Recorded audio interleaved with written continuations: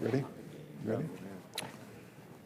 This meeting of the Senate Judiciary Committee will come to order. Today we have 4 judicial nominees, 2 U.S. Attorney nominees, 2 U.S. Marshal nominees, the nominee to head the Administrative Conference of the United States, and 2 bipartisan bills on the subject of protecting children against exploitation. S. 3538, the Earn It Act of 2022, introduced by Senators Graham and Blumenthal, and S. 3103, the Eliminating Limits to Justice for Child Sex Abuse Victims Act, introduced by myself and Senator Blackburn. I will focus my opening remarks on one of the nominees, and I'm glad that Senator Blackburn is present because I'm going to speak about the nomination of Andre Mathis, nominated to the 6th Circuit Court of Appeals. I will then turn to the ranking member, Chuck Grassley, before we proceed to vote on judicial nominees in the order listed on the agenda, and then turn to the bills. As we've done at previous markups, I ask members to wait to comment on a particular nominee until that nominee is up for consideration, and I will certainly recognize anyone who wishes to speak at that time. And be mindful of the length of your remarks as a courtesy to other members of the committee, and so that we can have time to discuss the 2 bills that are pending before the committee today. Turning to today's agenda, we will consider Andre Mathis, nominated to the 6th Circuit. I want to address 3 points about his nomination: consultation, qualifications, and Tennessee support. As I understand it, the primary objective to Mr. Mathis' nomination relates to consultation. And while I, of course, respect those who have a difference of opinion, the record, I think, shows a meaningful effort at consultation between the White House and the 2 Tennessee senators. Let me lay out the timeline. May 15th, 2021, Judge Bernice Donald of the 6th Circuit announces her intent to take senior status upon the confirmation of her successor. 2 weeks later, June 4th, 2021, the White House counsel, President Biden's White House counsel's office, reached out to the offices of Senators Blackburn and Hagerty to discuss this vacancy. At that time, the White House signaled its interest in Andre Mathis. Importantly, the White House also requested the senators' views on Mr. Mathis and any additional candidates they might propose. The White House also made Mr. Mathis available personally to meet with Tennessee senators. I have never seen that in my experience, where a nominee at that stage was made available, but they did. On June 17th, 2021, the senators asked their counsels to meet with Mr. Mathis personally. On July 6, 2021, Senator Blackburn's staff emailed the White House, copying Senator Hagerty's staff, confirming that they had met with Mr. Mathis and noting that they had enjoyed the conversation. Notably, the email did not take a position on Mr. Mathis's candidacy. Staff for the 2 senators proposed that the White House consider another person, Judge Camille McMullen, for the vacancy. In the intervening months, the White House did just that. They not only reviewed her record, they met with her personally and interviewed her. In November 2021, a few days before his nomination, the White House contacted the staff for both Tennessee senators and let them know that the White House had chosen Mr. Mathis to be their nominee. On November 18th, 2021, the President formally nominated Mr. Mathis. Now, as I understand it, before the date on Mathis' formal nomination, the Tennessee senators had not indicated to the White House that they would oppose his nomination.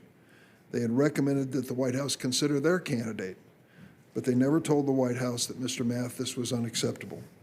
With respect to my colleagues from Tennessee, the record of communication and correspondence around this vacancy makes it clear that the White House did engage in meaningful consultation.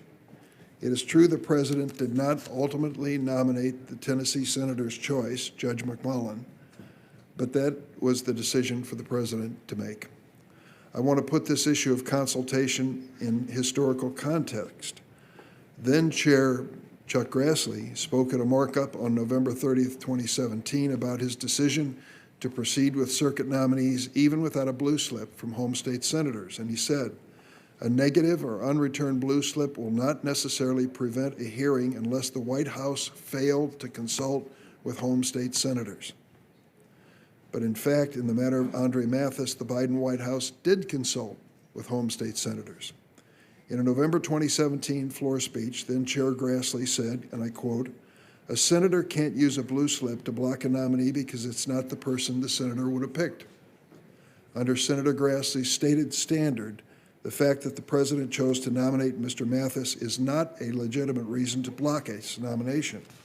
Finally, let me note that the consultation undertaken by the Biden White House far exceeded consultation afforded by President Trump to several of my Democratic colleagues.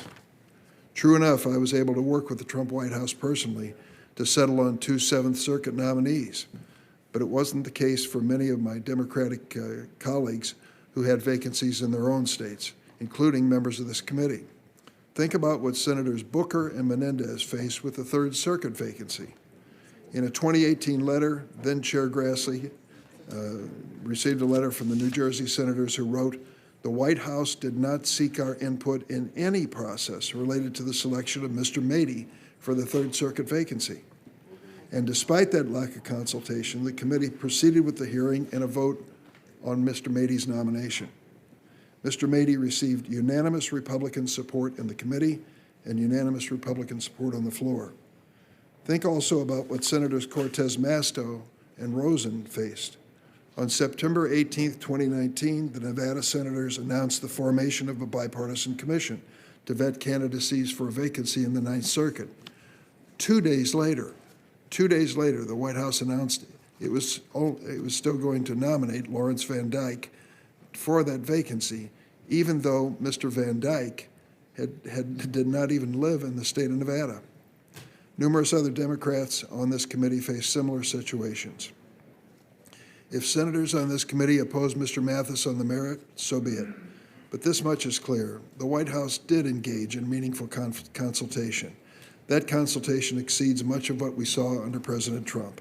And consistent with the standard established by then Chair Grassley and continued by Chair Graham, we will proceed with a vote on his nomination. Speaking of Mr. Mathis' merits, I would urge my colleagues to look at his record, his qualifications, and his Tennessee support. Born and raised in Memphis, Tennessee, attended the University of Memphis for college and law school, stayed in his hometown where he practiced law ever since, litigated hundreds of civil cases, defended approximately 150 criminal cases as a member of the Criminal Justice Act panel in his district. For those unfamiliar with that act, it means that Mr. Mathis undertook court-appointed representation for indigent defendants, never refusing an appointment other than when there was a conflict of interest. He tried 19 cases to verdict or final judgment, briefed 23 appeals, and argued 10 of them personally. For those who claim this experience is insufficient, I'd urge you to look at the litigation experience of several Trump nominees at the time of their circuit court nominations. For example, at the time of her nomination to the Seventh Circuit, Justice Amy Coney Barrett had never argued an appellate case and had never even appeared as counsel of record in a case before an appellate court. At the time of her nomination to the D.C. Circuit, Naomi Rowe had never argued an appeal or tried a case in any capacity. That didn't stop support from the other side of the aisle unanimously. Mr. Mathis has received a unanimous rating of well qualified from the American Bar Association. I would note that committee Republicans unanimously supported 3 circuit nominees under President Trump who received a rating of not qualified from the ABA. Mr. Mathis is a man of integrity. He has qualifications and experience we saw on full display at his hearing. Let me close by noting briefly the support he enjoys within Tennessee. Fred Smith, founder and CEO of Federal Express, headquartered in Memphis, said, "Andre is truly a credit to the profession of law, and I believe he'll be as much or more credit to the judiciary." Van Turner, president of the Memphis chapter of the NAACP, also wrote in support of his nomination.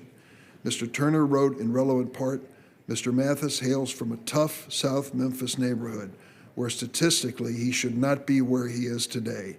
However, he persevered, beat the odds, and made it. The great thing about Andre is that despite all this, he always finds a way to get back to his community." I believe Andre Mathis will make a truly superb member of the federal judiciary, and I look forward to voting for his nomination. With that, I turn to Senator Grassley. I got something I want to put in the record that would be a dispute with what you said about New Jersey, but I've already got a long statement, so I'm not going to go into that at this point. I'm going to support Judge Slaughter's nomination, so I want to speak about Mr. Mathis. The Tennessee senators worked to find a nominee who they could support. They put forward Judge Camille McMullen, a state court appellate judge who had been appointed by a Democratic governor. Unfortunately, this administration refused to work with them, voting to move Mr. Mathis' nomination would condone the administration's process in this case. That process caused the White House to miss out on a valuable feedback from Tennessee senators who know the legal community in that state. When I was chairman, I made sure the White House had meaningful consultations with members before moving forward. The senators have valid concerns about Mr. Mathis' lack of federal appellate experience and his lack of attention to detail. He made an unusually high number of mistakes in failing to follow the Sixth Circuit rules. Some of those mistakes might be small, but the people of Tennessee aren't going to see it as a little thing if details get missed in deciding their cases. Some have also suggested Mr. Mathis may be moderate on the bench, but he is a fairly junior attorney with a short record. He hasn't worked on cases involving major constitutional issues. Unlike the candidate proposed by the Tennessee senators, he has no body of judicial opinions to review. One thing that we can look at is evidence of his judicial philosophy is the article he wrote in law school. In it, he advocated for federal courts to adopt a new standard for habeas court cases. As Senator Hawley explained at his hearing, that theory of habeas review is radically outside of the mainstream, so his scholarship doesn't support the claim that he would be a moderate. Because of these concerns, I'll be voting no. Turning to the bills that are on the agenda today, so I won't speak again when these bills come up. I'm a co-sponsor of the Earn It Act. This bill makes an important step in holding online service providers accountable for very horrific spread of child sexual abuse material. I've long been a supporter of victims' rights and have fought for efforts that stop the spread of child sexual abuse material. In 2018, I co-sponsored the Stop Enabling Sex Trafficker legislation, commonly known as SISTA, which is designed to hold website operators accountable when they knowingly facilitate sex trafficking. After news reports emerged of sexual abuse of young amateur athletes in 2017, our committee, during my chairmanship, convened a hearing on this subject. I later worked with my colleagues on bipartisan legislation that would make it mandatory for instructors, coaches, and others who work with young athletes to report cases of child sexual abuse to the authorities. I led our committee in reporting this bill, known as the Protecting Young Victims from Sexual Abuse Act, to the full Senate and was later enacted. It's important to find ways to stop the spread of exploitative and sexual material, and this legislation does just that. This common sense bill received unanimous bipartisan support in the Judiciary Committee last Congress, and it's time that we get it on the books to prevent more child exploitation. Eliminating limits to Justice for Child Sex Abuse Victims Act of 2021 will also be considered today. This bill would enable survivors who were victims of over a dozen federal child sex abuse offenses to seek civil damages in federal courts, no matter how long it has taken the survivor to process and disclose the abuse he or she suffered. Delayed disclosure has historically impacted survivors' path to the justice that they deserve. We can't deter children in any way from speaking out against their abusers. We know from the Larry Nassar case and many other tragic examples that it can take years for survivors to muster up the courage to come forward. This bill sends a clear message to victims of these horrendous crimes that we see, we hear, and we support you. Now I'm going to go to something that the Justice Department is sick and tired of me talking about, but I'm not talking about it. I'd like also to discuss examples of the Justice Department's failure to respond to this committee's oversight request. On February 3 last week, the Justice Department purported to respond to 5 of my oversight letters in a single letter. The department also noted that since January 20th, 2021, I have, quote, written or joined approximately 50 letters to the department, representing about 1/3 of all the letters the department receives from members of the United States Senate, end of quote. Now, I doubt that Garland said that as a compliment.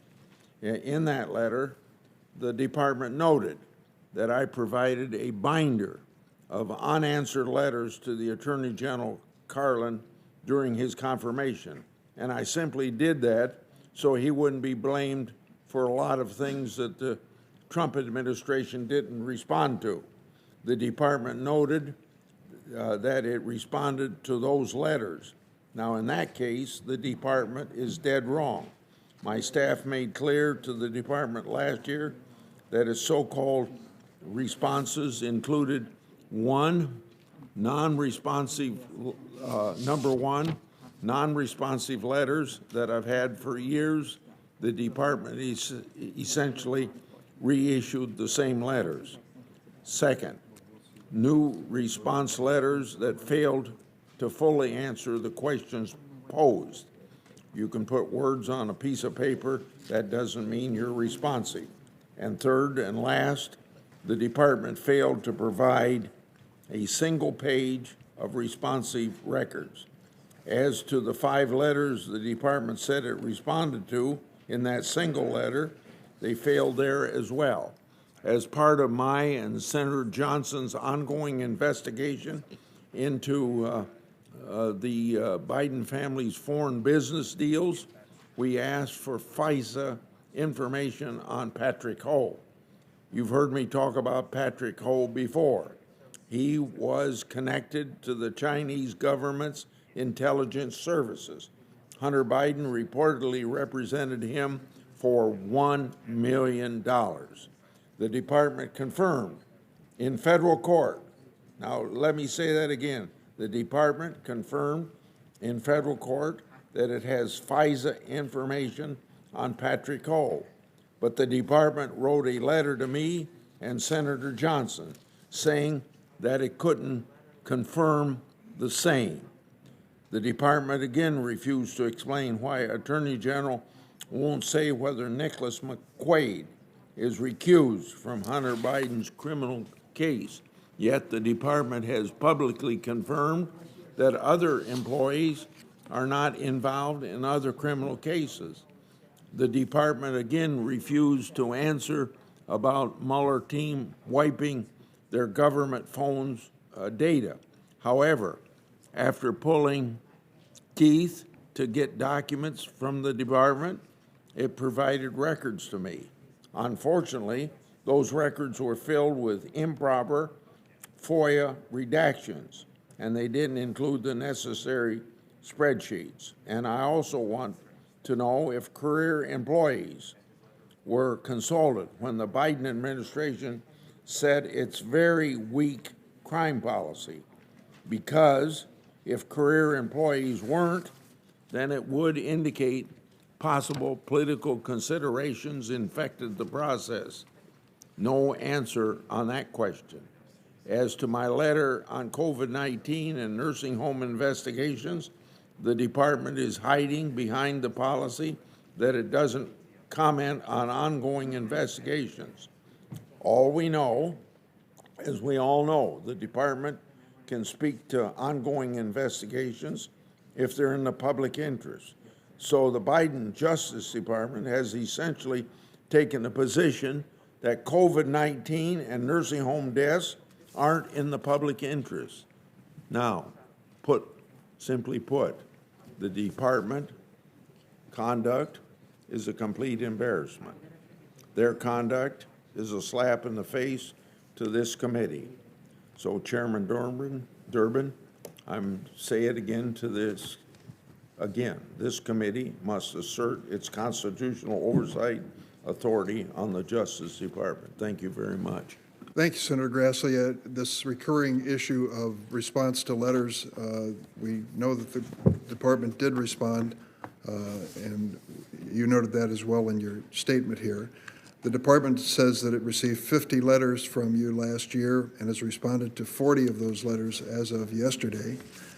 I am going to continue to insist that the department respond to every letter that they receive from you and members of the committee, and I hope that we can have a timely response to that. I'll also insist that the Department of Justice improve its responsiveness to questions for record.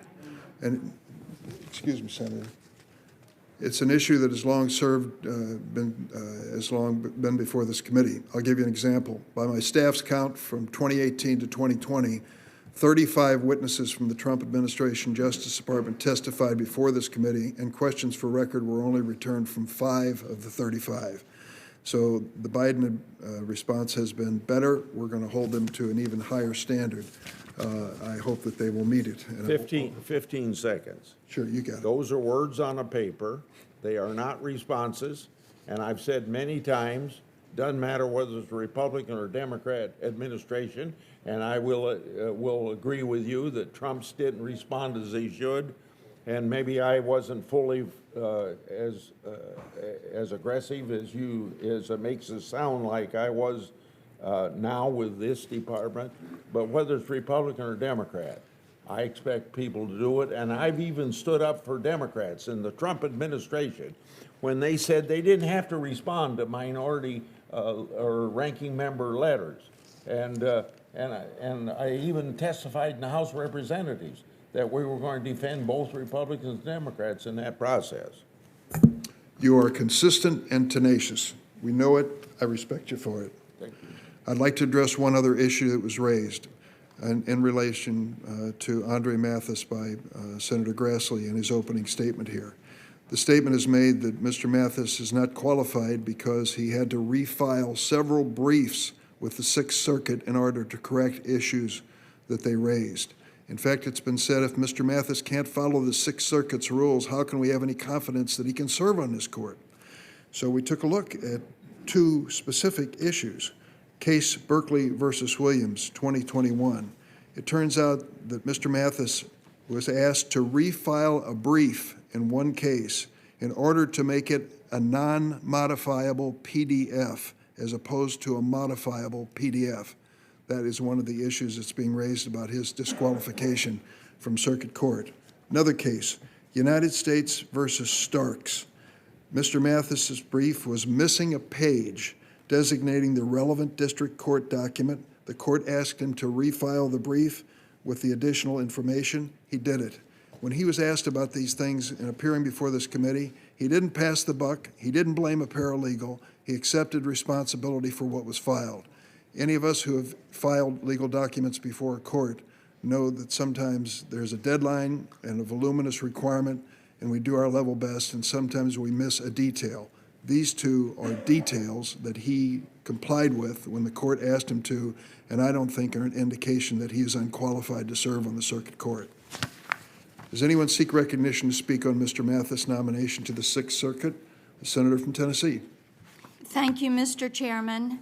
Mr. Mathis' nomination is precedent-setting. This is the Biden administration's first circuit nominee. in a state with a Republican senator, and in this case, it is 2 Republican senators. And the way the White House has handled this nomination from start to finish has made one thing clear, very clear. The Biden White House has eliminated the role of home state senators in the nomination process. And I'm not going to take up the committee's time rehashing the White House or this committee's process failures on this nomination. I will just say this. Senator Hagerty and I were not given meaningful consultation on the nomination. What we did hear from the street talk in Memphis was that the Senate was irrelevant, the home state senators were irrelevant. It is as simple as that. I know that some members of this committee feel that they were not adequately consulted by prior administrations on judicial vacancies in their states, and I understand that some of you are still upset about that and think that process arguments went out the window a long time ago. But this isn't just about lack of process. The consultation process exists in large part to ensure that we fill judicial vacancies with well-qualified, experienced candidates who are up to the task of upholding the rule of law. Mr. Mathis's nomination is a paradigm for what that process is needed. When the home state senators are not consulted, we end up with an unqualified candidate. I was finally given an opportunity to meet with Mr. Mathis personally earlier this month. It was after his hearing. And I've talked with some of his colleagues and friends, and it seems like he is a very nice man with a lovely family and a community that support him. But after reviewing the record, observing his performance at his hearing, and meeting with him one-on-one to discuss his knowledge and view of the law, there is no question in my mind that Mr. Mathis is unqualified for the position on the federal bench. I do have concerns about his ability to do the job of a federal appellate judge. During my one-on-one meeting with him, he couldn't answer basic questions about the Constitution, including the Second Amendment. He also wrote an article, which Senator Grassley referenced, advocating for a freestanding actual innocence claim when it comes to federal habeas petitions. This would allow a convicted defendant to relitigate his case at any time if he believes he has enough evidence to prove his innocence. When Senator Hawley asked him about this article during his hearing, he would not say whether he still supported that idea.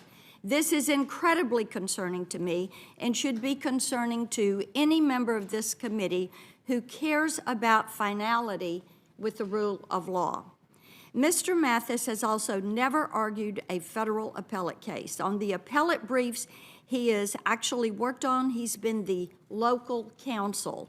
Mr. Mathis is not the lead attorney handling the substantive appellate issues. He's the local counsel in charge of ensuring compliance with the local rules. And of the 9 Sixth Circuit briefs that you had previously mentioned, Mr. Chairman, he's worked on 8. 8 were kicked back for failure to follow the local rules. That is 8 out of 9. His job as local counsel was to comply with the local rules. Perhaps even more telling is the fact that his own clients don't see him as an appellate lawyer. When a case he is working on goes on appeal, his clients bring in other appellate lawyers to handle it. That can only mean one thing. His clients don't trust him to handle appellate matters before the Sixth Circuit. In fact, his own firm doesn't see him as an appellate lawyer. Butler Snow, where Mr. Mathis is a partner, does not list him as part of their appellate practice group. If his own clients, his own firm, don't trust him to handle appellate work, how can we trust him to handle appellate cases on the Sixth Circuit? It would be a disservice to the people of Tennessee and to the people of the other Sixth Circuit states, to give him a judge with lifetime tenure who is clearly not qualified. I ask all of my colleagues to remember this. One day soon, maybe sooner than you think, they very well could be in a position that I'm finding myself in. One day there might be a vacancy in their state, and the White House will try to fill it with a patently unqualified candidate whom they hope will do their bidding on the bench. I ask you all to stand with me today to preserve the integrity of the federal bench. Thank you. Thank you, Senator. Before I recognize Senator Kennedy, I want to enter into the record a letter from that same Butler Snow law firm that Mr. Mathis works in, of January 7th, 2022, and to quote it in part, and I quote, that Andre has distinguished himself as a trial lawyer at our firm where former U.S. attorneys and fellows of the American College of Trial Lawyers lead our litigation practice is significant. In an era of disappearing trials, Andre has had 19. He has also argued 10 of some 24 appeals that he has briefed. This quantum of experience is enhanced by its quality. Cases in both federal and state courts involving civil and criminal claims. I won't go on to read the letter. I'll put the letter into the record. Senator Kennedy, without objection. And then Senator Padilla.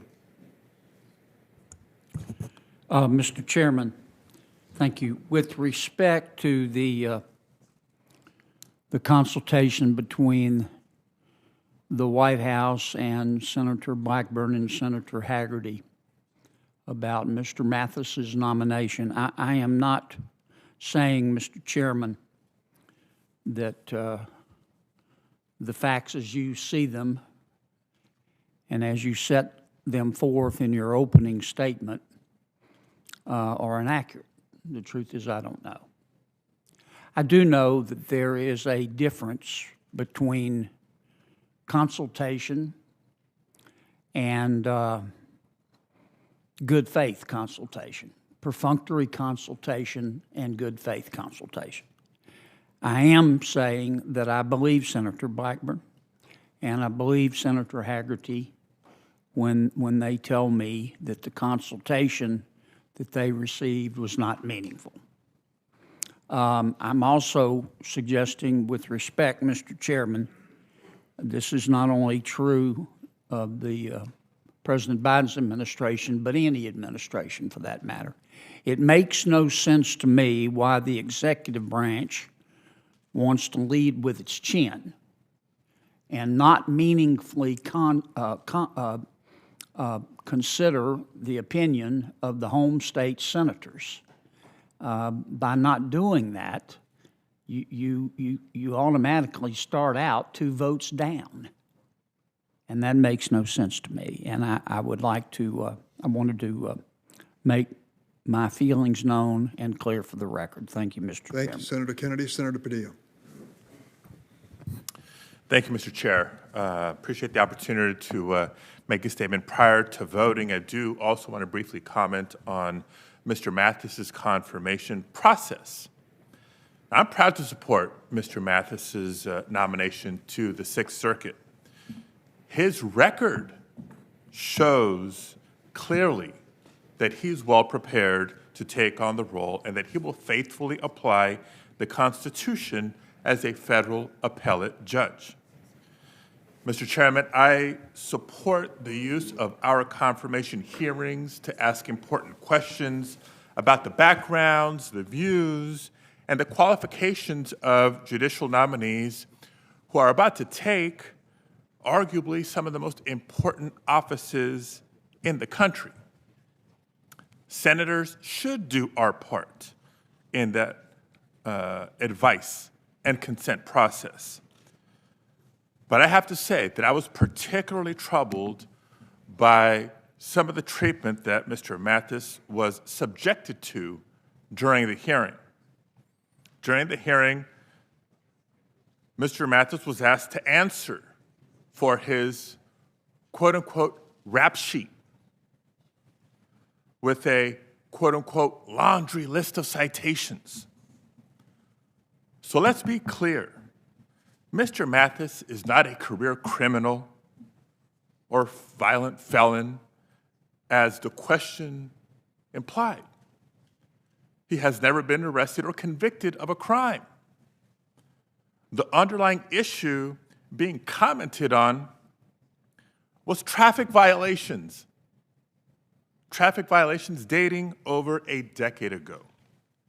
Whether it was unintentional or intentional, questions and tones, like what I heard during his hearing, are demeaning, offensive, and just plain wrong. These attacks also undermine public confidence in the judiciary and sometimes can incite harassment against the nominees who appear before us. And Mr. Mathis, unfortunately, isn't the only nominee to receive this kind of treatment. It's not lost on me that nominees of color that have been treated differently in our hearings, whether it's insinuations of a rap sheet or hostility about their qualifications or views or undue scrutiny of their personal religious faith. Now, I'm not saying it's been every nominee, and I'm not saying it's been every member of this committee, but I want to take this moment to ask all of my colleagues to please, let's just be cognizant of this disparity. The Senate Judiciary Committee has made remarkable progress by many measures this past year, including confirming a historically diverse group of nominees. And I thank you, Mr. Chair. I thank Ranking Member Grassley for leading us in that effort. And I'm thankful to my colleagues who have recommended such a diverse group of qualified and more than qualified individuals for federal judgeship. I'm grateful for Senator Graham and others who have already spoken up in support of building a more diverse judiciary that better reflects the nation that it serves all the way to the Supreme Court. And I hope that we keep up that effort today and going forward. We should be mindful of our word choice out of respect for the nominees who come before us and the world that's watching. Thank you, Mr. Chair. Thank you, Senator Padilla. And let me just add as a footnote, one of our recent nominees who appeared before this committee faced tough questioning, and whether it went too far will be someone else's judgment. And then one of our members of our committee tweeted in reference to the question and answer. The net result of it was threats to the family of this nominee. I don't think any of us want to see that happen. I would join in Senator Padilla's request that we be respectful and still discharge our duties within the committee. Is there anyone else seeking recognition on Andre Mathis' nomination? Senator Lee. I want to echo the concerns that have been raised by several members of the committee as to the process. I share those concerns and share concerns on the merits of the nomination. I'm deeply sympathetic to the idea that obviously everyone needs to be careful about their comments and not inciting other people to carry out disrespectful and potentially harmful actions in response to someone. And to that very end, the need to be respectful applies also with respect to colleagues. Comments made a moment ago by a member of our committee, I hope I misunderstood them, to the extent he was suggesting racial bias on the part of members of this committee. I know that to be grossly inaccurate, extraordinarily unfair, and also of the very sort of comment that would incite people to anger, acts of retaliation, and violence. Look, collegiality requires better than that. I hope I misunderstood the comments of our colleague. Either way, to accuse colleagues who disagree with you of racism is a very serious thing.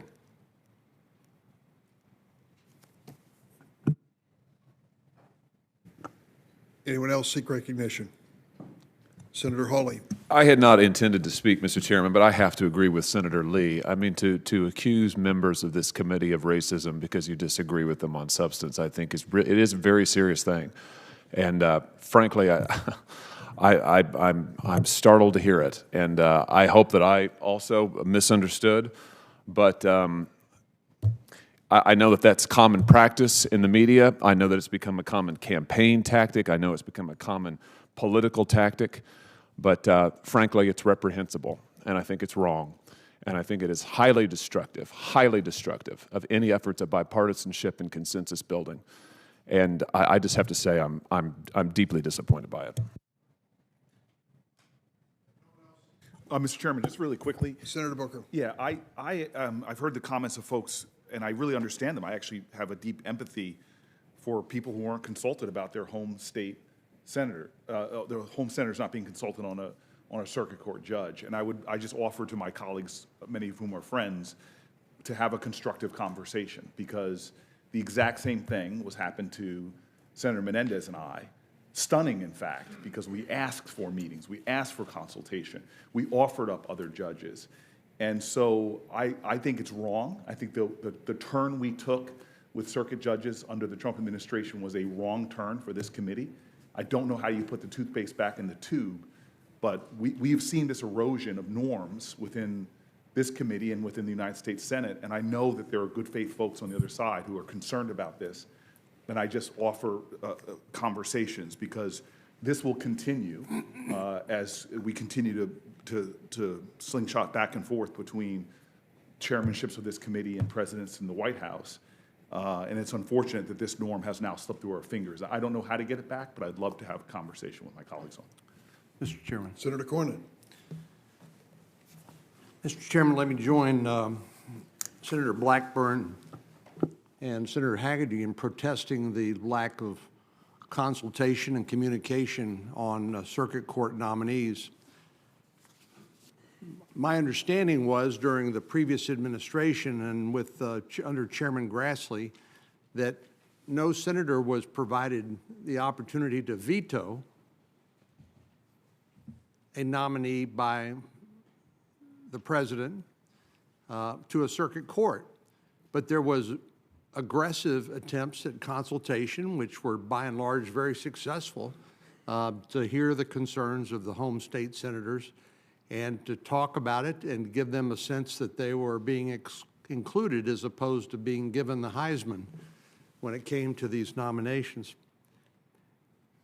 And I just suggest that a little bit of comity and consultation will go a long way to improving the atmosphere and the judicial confirmation process, which have become famously embittered over time, particularly at the Supreme Court level, but also creeping now into the circuit court nominees. My understanding is the chairman continues to honor the blue slip for district court judges, which means that any home state senator can effectively block a nominee to the federal district court by the Biden administration, should they choose to do so by not returning their blue slip. The practice, of course, as I said, under the previous administration and previous chairman, was that that did not extend to circuit court nominees. And I understand that, and I would expect there to be reciprocity. But let the record be clear, there were aggressive attempts at consultation and communication with Democratic senators under the previous Republican administration when it came to circuit court nominees. The fact that they were unsuccessful in persuading the administration not to nominate somebody is not the equivalent of not consulting and not communicating. And I understand, well, maybe the attitude is we don't have to and you can't make us. But I think that poisons the well when it comes to the sort of dignified and civil process that I would hope that we would aspire to here. Certainly we failed on many occasions to achieve that, but I think that ought to be our collective aspiration. And particularly when we have a 50-50 Senate and the lack of consultation with Senator Blackburn and Senator Hagerty on this circuit court nominee this is not going to be the final word here in the committee. We all hope for Senator Lujan's quick return to the Senate. We wish him well, hope him a speedy recovery. But it demonstrates the fragility of a 50-50 Senate. And if you're Andre Mathis, who I've heard good things about from some of our former colleagues, if his nomination fails because the White House has poisoned the well with senators and basically guaranteed a reflexive opposition to his nomination because of a lack of consultation and communication, I think that's unfair to Mr. Mathis too, and it's unfair to any future nominees. So I think there's a lot of incentive for us to try to treat each other with reciprocity. And I just want to correct what I understand the record to be is that there, under Chairman Grassley, there was always, and Chairman Graham, always communication and consultation when it came to circuit court nominees, and certainly under Senator Leahy when he was chairman as well. So I just think that ought to be the standard we aspire to, because I think our failure to reach that, to achieve that aspiration, I think will have concrete and negative consequences going forward. Thank you. If I can just do a quick response for the record, forgive me, Chairman, especially because he mentioned the Heisman, and as the only senator here, I think, that was given a Heisman trophy to hold for a few minutes before I had to give it back. I just want to correct for the record. We were going to do a fact check. I just want to correct for the record.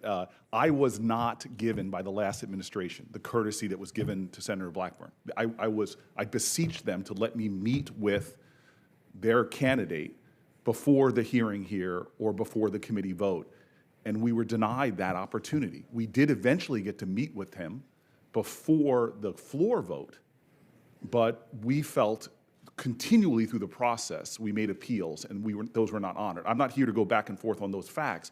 I'm simply here to say I agree with you, Senator Cornyn, about what I consider just a simple courtesy for us to do our constitutional duty of advising and consenting. And I'm very frustrated about how we were treated, and I do agree with you what the standard should be. Well, Mr. Chairman, I'm sorry to hear that the senator doesn't feel like he was consulted or treated with that standard that we've said we should all aspire to, and that. But I have no knowledge of the circumstances. I'll just have to rely on your statement.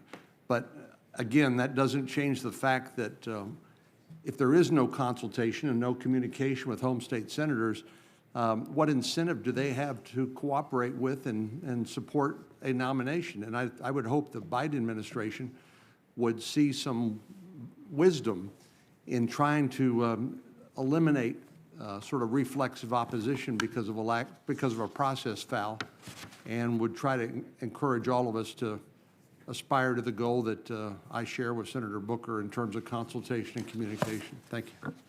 Now we have requests from Senator Whitehouse and Leahy. Senator Whitehouse. Thank you, Chairman. The experience of members of this committee has been stated by the members of the committee as to the extent of Trump administration consultation regarding circuit court judges. And I think we should heed those statements of fact by our fellow members. We can litigate endlessly the sincerity of consultation between the White House and members, whether it's for real or whether it's for show. It's very hard for us to police that. If we had blue slips, that would not be a problem. We are living today with the consequences of getting rid of the blue slip for circuit court nominees. I got to say, I warned about this over and over and over again and urged my colleagues not to do this. I said, I really think you ought to think long and hard about this, because once you tear down a tradition like this, it's really hard to rebuild it. I warned about its effect on the members who have commissions that make recommendations to them for courts, often bipartisan ones. With this vote, this committee has just killed the blue slip for circuit court nominees. We shot a torpedo into the very often bipartisan selection committee process that a great many senators have agreed to in their home states. And then, in response to what happened in California, I pointed out that not only do we not have any voice over who gets appointed to the circuit court associated with our state, we don't even have the power to assure that it's somebody associated with our state. We have senators on this committee who believed that the appointee had no credible association with their state. And I warned actually about, I think it probably had Senator Kennedy in my eyesight, and I mentioned about, appointing a nice Brooklyn judge to a Louisiana seat. We've lost something very important when we undid the blue slip. To Senator Booker's point, I don't know how you put the toothpaste back in the tube. I'm eager to help find a way, but I will tell you what that way cannot be. It cannot be that when there's a Democratic president, everybody gets a blue slip and it can be used to block circuit court nominees. And where there's a Republican president, the Federalist Society cranks up its turnstile, big donors choose the nominees, and everybody lines up and shoves them through irrespective of qualifications or blue slips. That's how it happened in the last administration, and we can't have a back and forth. Whatever our solution it is, has to be something that will stick. And let me just say, with regard to the Federalist Society judicial selection turnstile, if you look at Judge Barrett when she went onto the circuit, if you look at other judges, I had a list in front of me and I've mislaid it. Here it is. If you add up Judge Walker, Judge Rao, and Judge Barrett, their experience when they were put onto circuit courts, as a sum number, it is less than the experience of the judge we're debating today. So the debate over whether he has enough experience is a wondrous thing to me, having watched those three judges dialed through the Federalist Society turnstile and onto circuit courts with far, far, far, far less experience than this judge exhibits. So we are in a bad place on this, and I'd like to get out of it, but let me just put those guardrails down. It cannot be that the way we get out of this is that there are blue slips when there's a Democratic president, and it's Federalist Society turnstile with no blue slips when it's a Republican president. Thank you.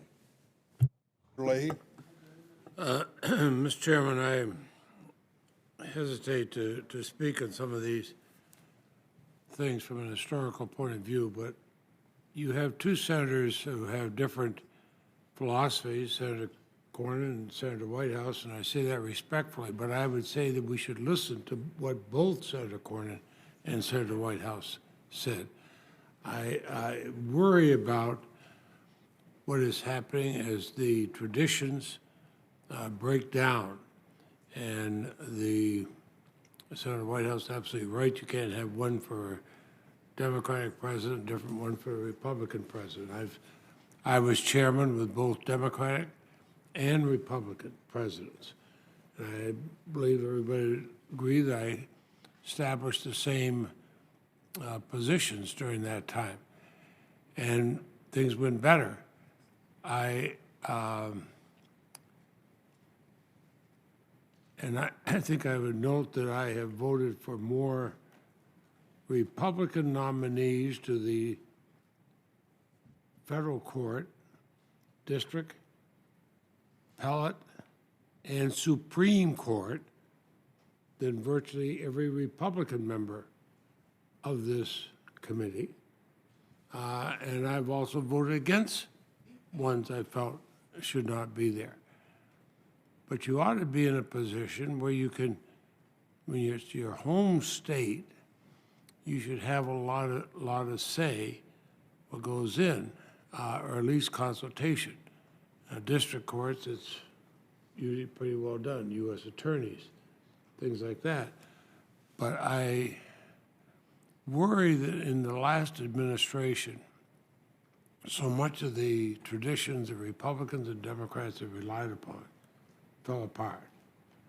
I think Senator Cornyn is right in saying that we have to have this comity. Senator Whitehouse is right. And I worry, I mean, I will not be here to see what happens, but I worry about the polarization that goes on. I worry about the charges made against some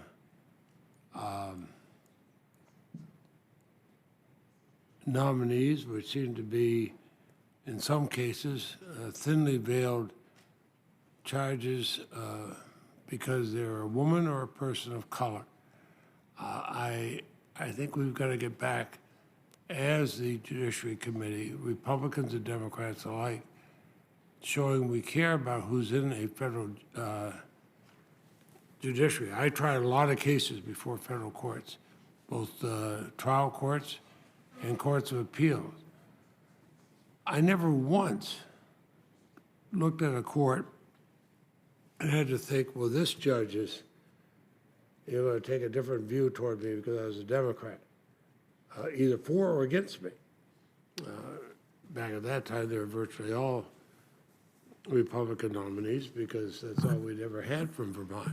But I knew I'd be treated fairly. I worry that if we set standards that get too polarized, the credibility of our federal courts suffers. The credibility of our Supreme Court is already suffering. We see it in the polls.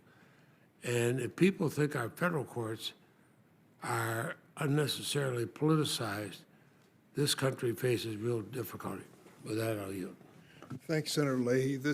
We've taken the first hour of the committee on this, but I think it's important that this dialogue take place.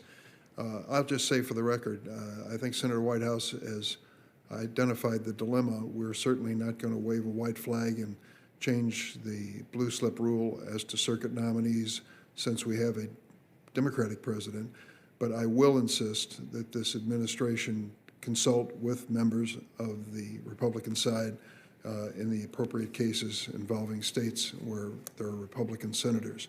I do believe that it happened in this case with Mr. Mathis, and there'll just be a difference of opinion with myself and the senator from Tennessee, whom I like a lot. I think she's a good member of this committee, and I count her as a friend. So if nothing further is to be added, I'm going to ask that on favorably reporting the nomination of Andre Mathis to be U.S. Circuit Judge for the Sixth Circuit. The clerk will call the roll. Mr. Leahy. Aye. Mrs. Feinstein. Aye. Mr. Whitehouse. Aye. Ms. Klobuchar. Mr. Coons. Aye. Mr. Blumenthal. Aye. Ms. Hirono. Mr. Booker. Aye. Mr. Padilla. Aye. Mr. Ossoff. Aye. Mr. Grassley. No. Mr. Graham. No by proxy. Mr. Cornyn. No. Mr. Lee. No. Mr. Cruz. No by proxy. Mr. Sass. No by proxy. Mr. Hawley. No. Mr. Cotton. No. Mr. Kennedy. Aye. Mr. Tillis. No by proxy. Mrs. Blackburn. Chair Durbin. Aye. Chair Durbin, the votes are 12 yeas, 10 nays.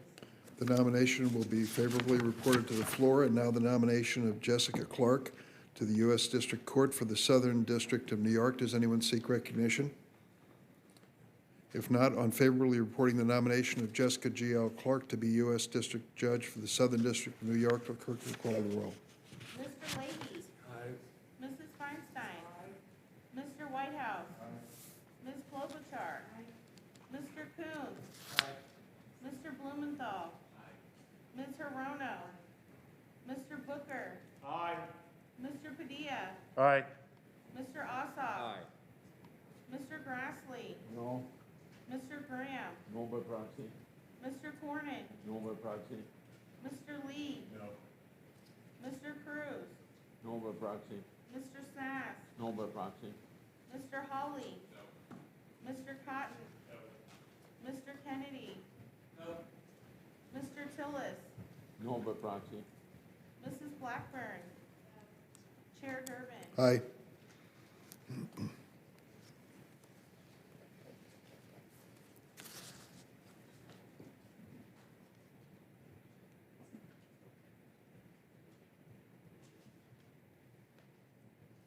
Sorry, I wrote it in my,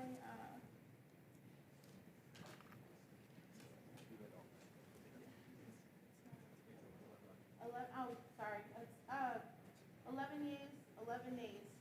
The committee has recorded a tie vote on Mr. Gonzalez' nomination to the U.S. District Judge for the Eastern District of New York. Oh, I'm sorry. Excuse me.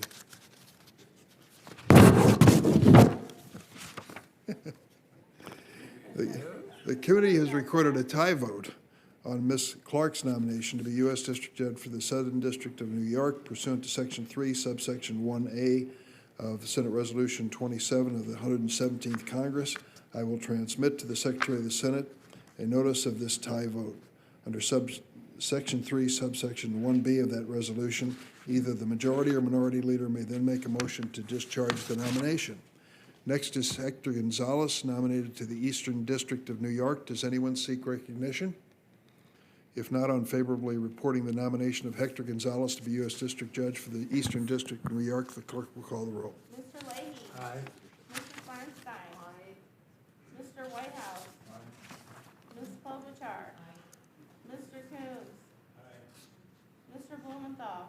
Aye. Ms. Hirono? Mr. Booker? Aye. Mr. Padilla? Aye. Mr. Ossoff? Aye. Mr. Grassley? No. Mr. Graham? Aye by proxy. Mr. Cornyn? No. Mr. Lee? No. Mr. Cruz? No by proxy. Mr. Sass? No by proxy. Mr. Hawley? No. Mr. Cotton? No. Mr. Kennedy? No. Mr. Tillis? Aye by proxy. Mrs. Blackburn? Chair Durbin? Aye. Chair Durbin, the votes are 13 yeas, 9 nays. The nomination will be favorably reported to the floor.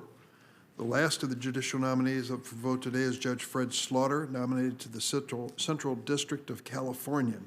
Does anyone seek recognition related to this nominee? If not, on favorably reporting the nomination of Fred Slaughter to be U.S. District Judge for the Central District of California, the clerk will call the roll.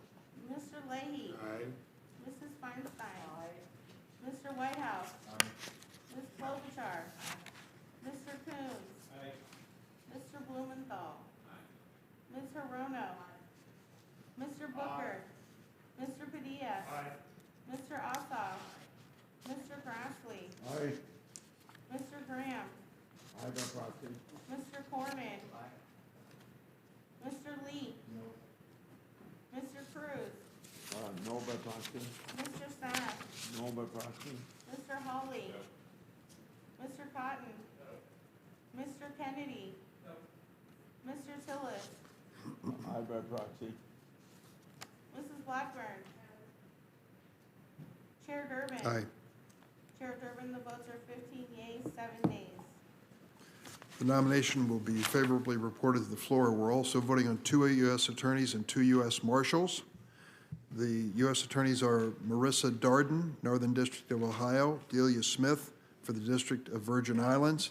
2 U.S. marshals are Eddie Frizzell for the District of Minnesota and LaDon Reynolds for the Northern District of Illinois. I'll just say a word about Chief Reynolds. He's been Chief of Police in Oak Park, Illinois since 2019. He served with the Oak Park Police Department since 1994. Well respected in his field of law enforcement, and I think he will do an admirable job. I might note that this U.S. Marshal's position in the Northern District of Illinois has been vacant since May 2018. We are facing serious problems with gun violence and crime in the Northern District of Illinois, and we need all hands on deck. A man of Chief Reynolds' experience is long overdue, and I hope we'll do everything we can to bring him to vote soon. Does anyone seek recognition to speak on any of these nominees? Senator Cotton. Mr. Chairman, I want to address these nominees since I'm the reason they were held over from last week. And I'll continue to hold over all department nominees, and I'll continue to insist on regular order in the floor until the Department of Justice stands up for the men and women of law enforcement. In the summer of 2020, left-wing street militias attacked the Portland courthouse for weeks on end. U.S. Marshals defended that courthouse. They had to confront fireworks being shot at them, ball bearings being thrown at them, lasers being shot at their eyes, attempts to seal them in the courthouse and burn it to the ground.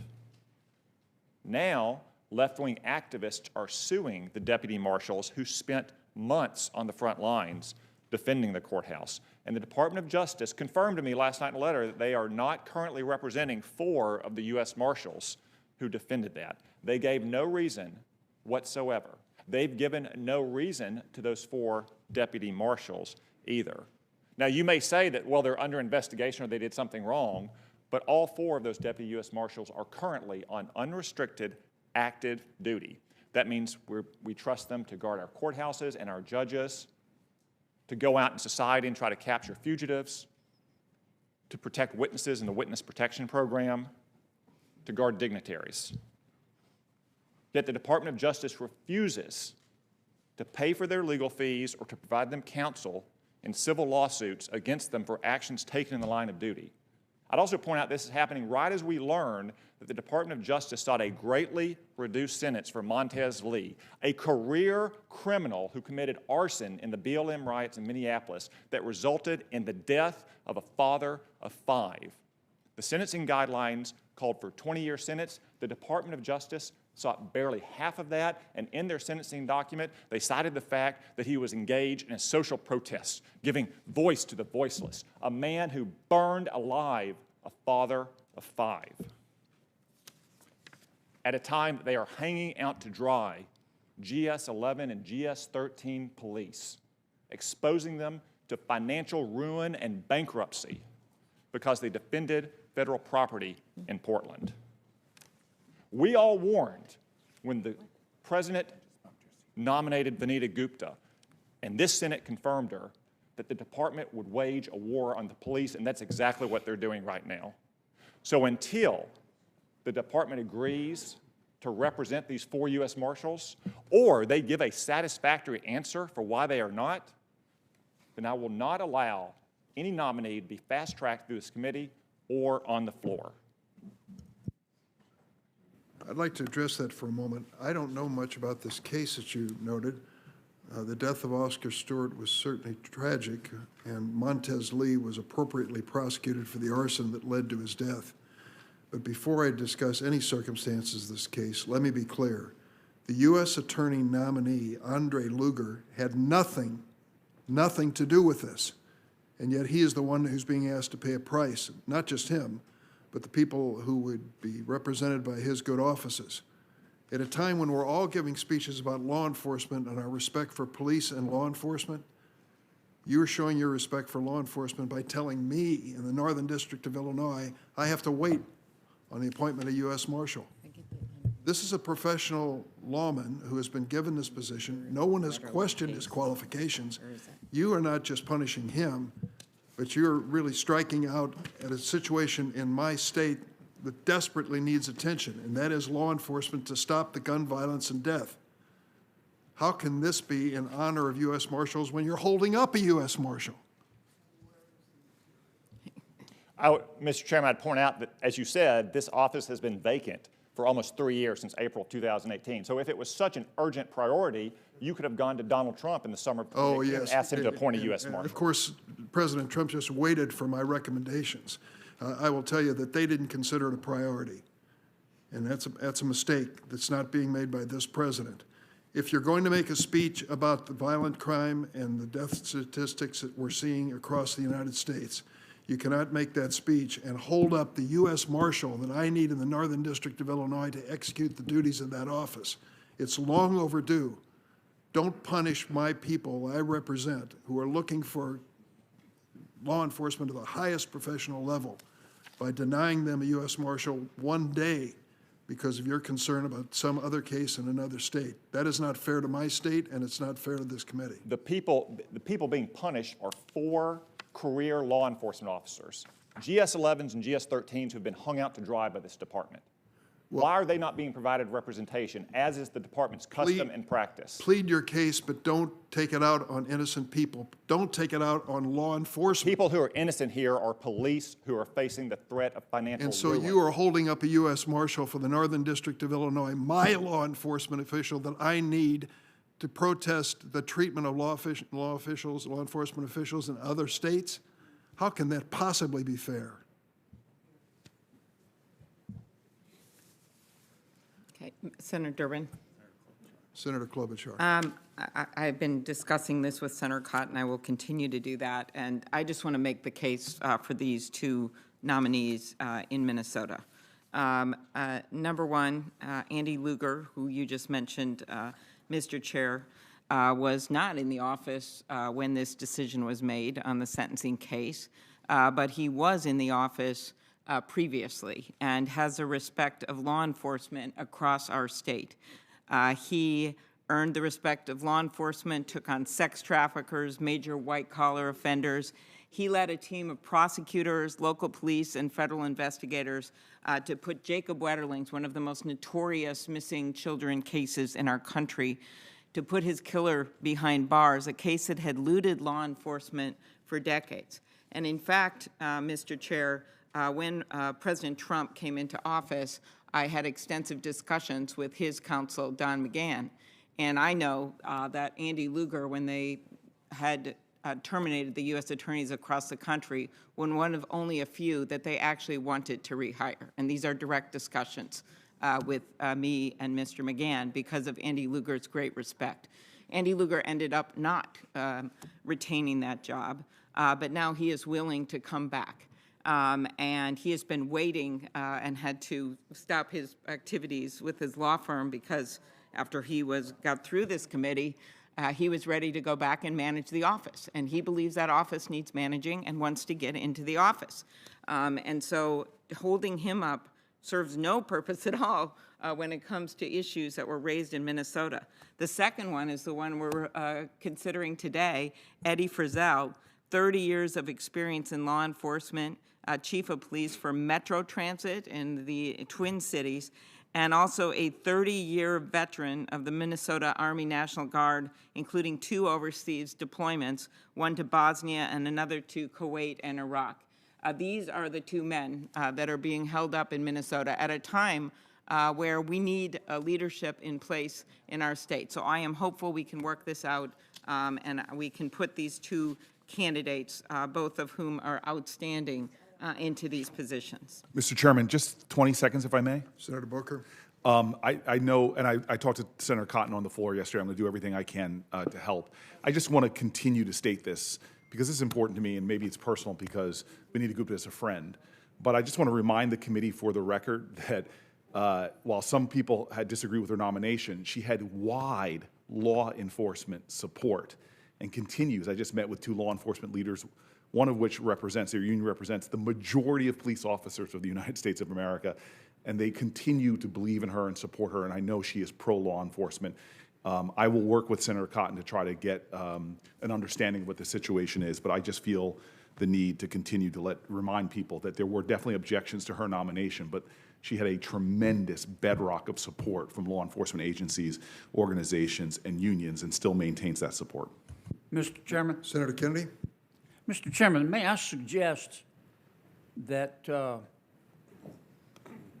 at our next meeting you invite one of the senior officials from the Department of Justice to come before this committee to explain why the Department of Justice is not defending our U.S. Marshals?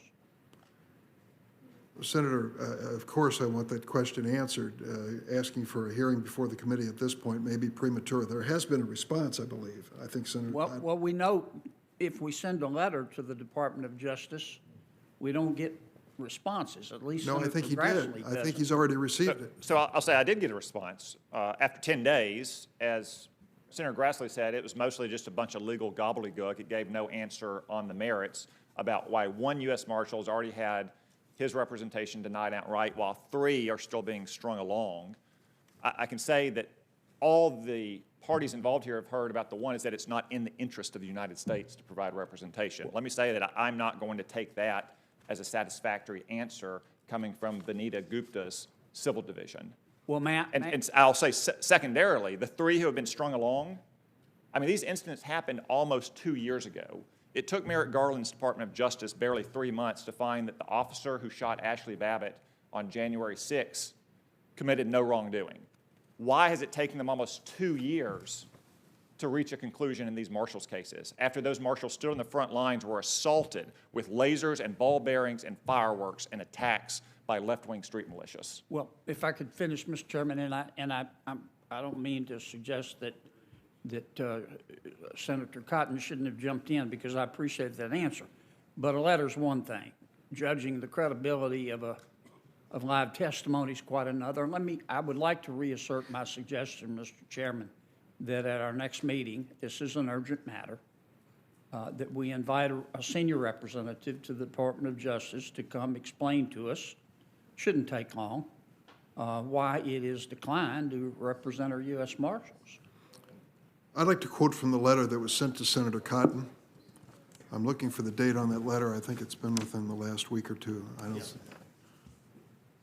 don't see a date on the letter. It was yesterday. The Senator received a response yesterday. Let me read from it so that we understand what we're talking about here. The Department of Justice strongly supports the provision of representation for federal officers acting in the line of duty. The department has received numerous representation requests in connection with official law enforcement conduct relating to the Portland protest. We are providing direct representation or paying for private counsel for over 70 federal employees in response to these requests. To date, we have denied only a single request for representation arising from these events, and 3 requests remain under review. Now, that is not gobbledygook. That is a series of declarative sentences that I think make it clear. 3 cases are being evaluated. 1 they have denied. And for that, we're going to hold up the U.S. Marshal for the Northern Yeah, we are. We're going to District. hold up every department nominee. Well, I actually. can just Because I tell don't you, care. I'm don't glad give they're it- representing the 70. I care about the 4. Don't give a speech about law enforcement in Northern District and any violent crime if you're holding up the law enforcement officials that are going to be given the responsibility of taking care of that issue. I could share your concerns about wanting to know what they're going to do with the 3 and why the 1 was denied. That is a legitimate concern. But to take it out on law enforcement in Illinois, for goodness sakes, or other states, Minnesota, does that show respect for law enforcement? Mr. Chairman, Senator Kennedy. not to put too fine a point on it, but may I suggest that we invite the author of that letter to come to our next Judiciary Committee meeting and explain this situation? The author is Peter Hyan, Acting Assistant Attorney General. I do not know him. I think it is appropriate to ask that he or someone he represents come before us. I don't think it has to be a formal committee meeting. Let's find out where we stand on the 4 that Senator Cotton has a question on. Well, I would look. You're the chairman. You can decline my request, but this concerns me, and I just found out that one of those U.S. Marshals may be in Louisiana, and I think it would behoove all of us to hear together so we could all ask questions from the gentleman whose name I've already forgotten, but Mr. Hyan. Mr. Hine. Justice is right across the street. Just ask him to come on over and let's hear directly. So I would say that Peter Hine is not the right person here. He's merely the acting assistant attorney general for legislative affairs. He's just transmitting a substantive decision that's been made, presumably by Vanita Gupta as the associate attorney general, since he oversees the civil division, which represents law enforcement officers for lawsuits in the line of duty. Again, these officers have been hung out to dry. They have no reason. The one who's been denied has been given no factual reason why he was denied representation, Well, merely that it was in the interest of the United States. Who asked Ms. I'd love to ask her. I don't know who the appropriate person is. So let me amend my suggestion to bring the appropriate person to our next Judiciary Committee meeting to answer these questions. I'm going to pursue this matter. We don't know the circumstances. We don't know if we're dealing with privacy issues, attorney-client privilege issues. We just don't know. We have one who's been denied. Maybe we can learn that, the facts behind that. Maybe we can't. You know, as an attorney, there are certain things that just can't, maybe wouldn't be disclosed to the public related to personnel matters and the like. So I don't want to have an open hearing, people under oath, until we've at least taken another step of asking for follow-up on this letter. 3 are under review. Perhaps they'll be decided soon. And I understand, Mr. Chairman.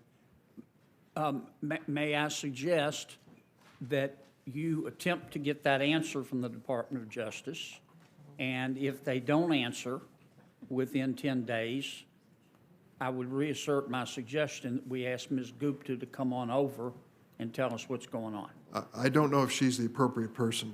Or the appropriate person. And I would say we don't know the circumstances. These 4 marshals don't know the circumstances either. Here's what we do know. All 4 of them, all 4 are on unrestricted active duty with the Marshal Service. Now, there are cases in which the Department of Justice can legitimately decline representation if a law enforcement officer committed a serious felony in violation of clearly established law at the time that may be appropriate. But how could they possibly be denying representation to these 4 marshals and then sending them back out on unrestricted active duty? Well, all I'm suggesting, Tom, is that this matter can be cleared up pretty quickly. I'm willing to start the meeting at 8 o'clock, whatever time you want to start it. Let's bring the appropriate person over from the Department of Justice and respectfully ask them what's going on here. Why aren't you representing these marshals? And if they say attorney-client privilege, whatever, we'll learn something. I might also add that that letter made it clear that they would represent them for acting in the line of duty, which may be the issue. I don't know, but I will pursue it to get clarification from this letter, and we'll decide after that effort is made whether there's anything more that needs to be made. But I think that's the first reasonable request, is that they give us more information than contained in the letter that was received yesterday. I would just ask, Mr. Chairman, that we don't allow them to rope-a-dope us. They give us an answer, and if they don't give us an answer, we think about bringing them over. I respect that, and I'm willing to live by that standard. But to think that innocent individuals are having their appointments held up in this committee to execute the responsibility of law enforcement at a time of high crime in my state is an unacceptable pressure point. I just think doesn't make sense. It's inconsistent to argue how much we revere law enforcement by holding up law enforcement officials that this administration wants to appoint. The question now is on the U.S. Attorney nominees and marshals before us. I understand we are going to proceed with an en bloc voice vote on the 2 U.S. Attorney nominees receiving a vote today, and separate en bloc voice vote on the 2 U.S. Marshal nominees. So on favorably reporting the nominations of Marissa Darden and Delia Smith to be U.S. Attorneys, all those in favor say aye. Aye. Those opposed, no. The majority of the members present having voted in the affirmative, the ayes have it. The nominations will be favorably reported to the floor. Next on favorably... Mr. Chairman. I'm sorry, I didn't. Senator Hawley recorded as no. Mr. Chairman. Senator Blackburn. Record me as no. Recorded as no.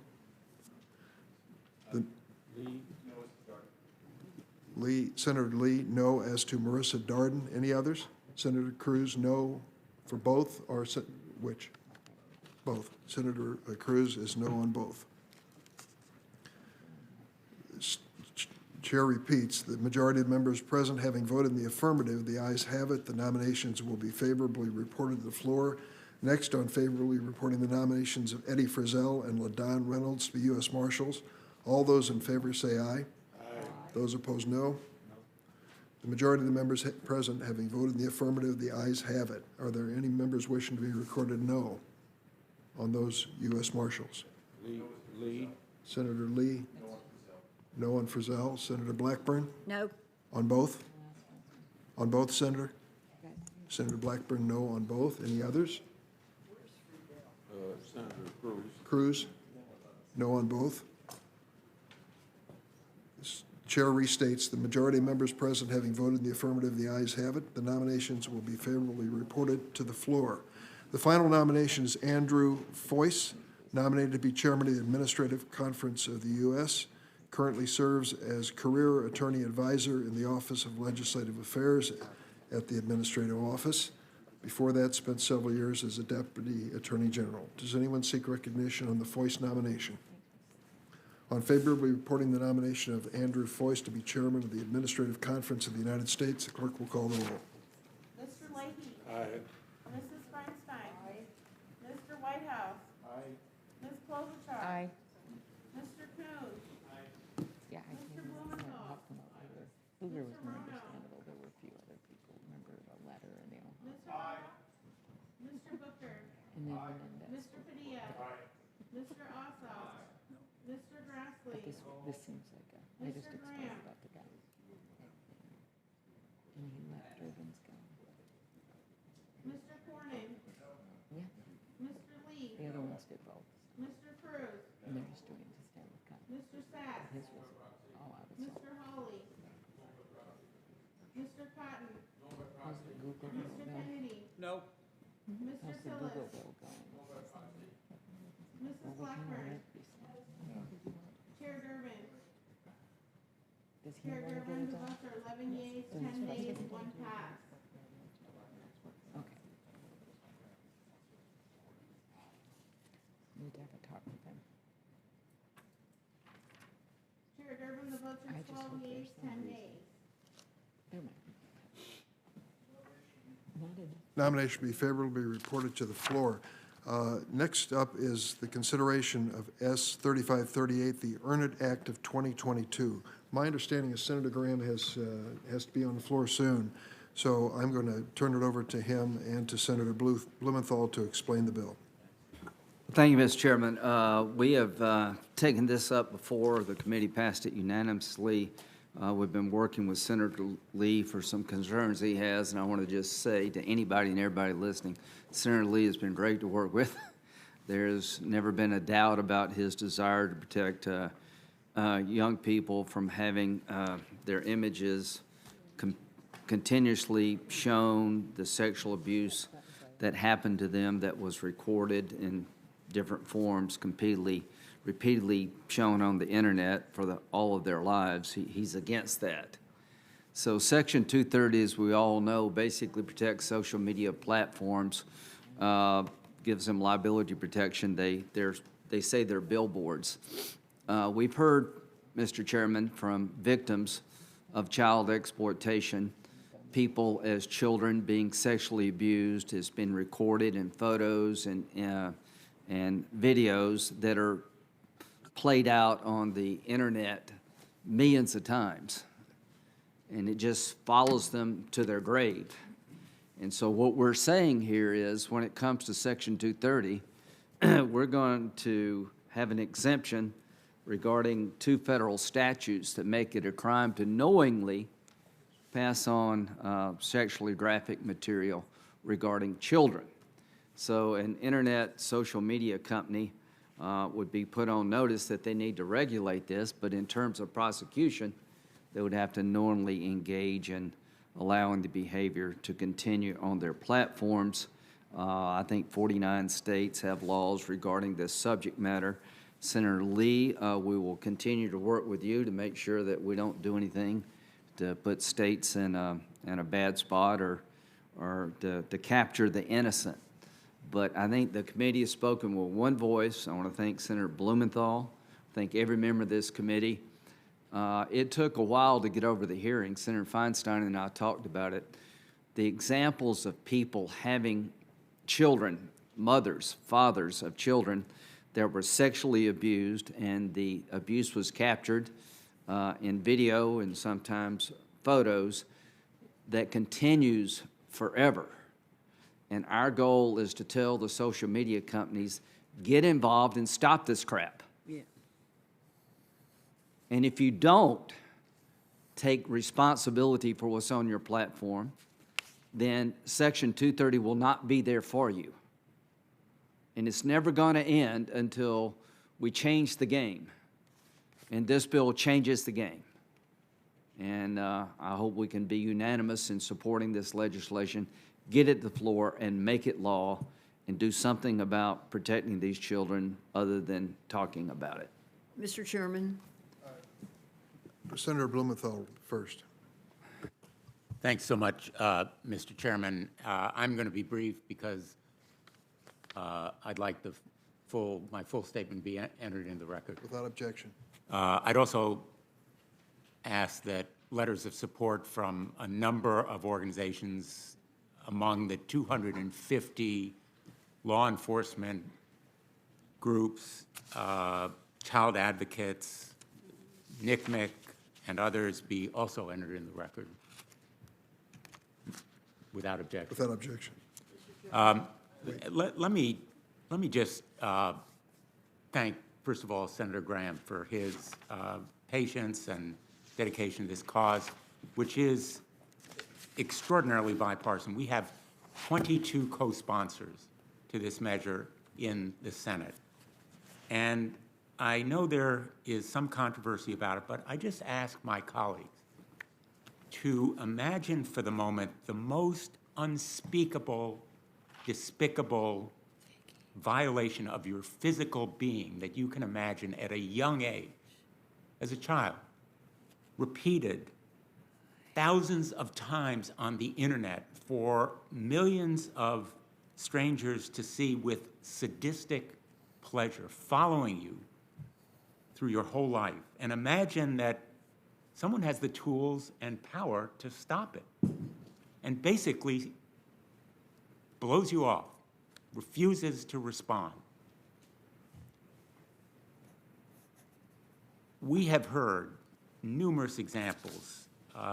2 13-year-old boys groomed and coerced into making sexually explicit videos that later were posted on Twitter. They weren't hidden. They were posted for the whole world to see with hundreds of thousands of views and retweets. And their mother contacted the authorities, and Twitter basically said they were going to leave them up until the Department of Homeland Security intervened. Another example, Jane Doe versus Reddit. The ex-boyfriend of a 16-year-old girl recorded sexually explicit videos without her knowledge or consent and then posted them. They were taken down. He reposted them, and she was forced, in effect, to watch for the reposting again and again and again. Reddit is a $10 billion company, and there are simple, accessible, sometimes free methods for these companies to use automation to detect, whether through software or the cloud, when these images appear.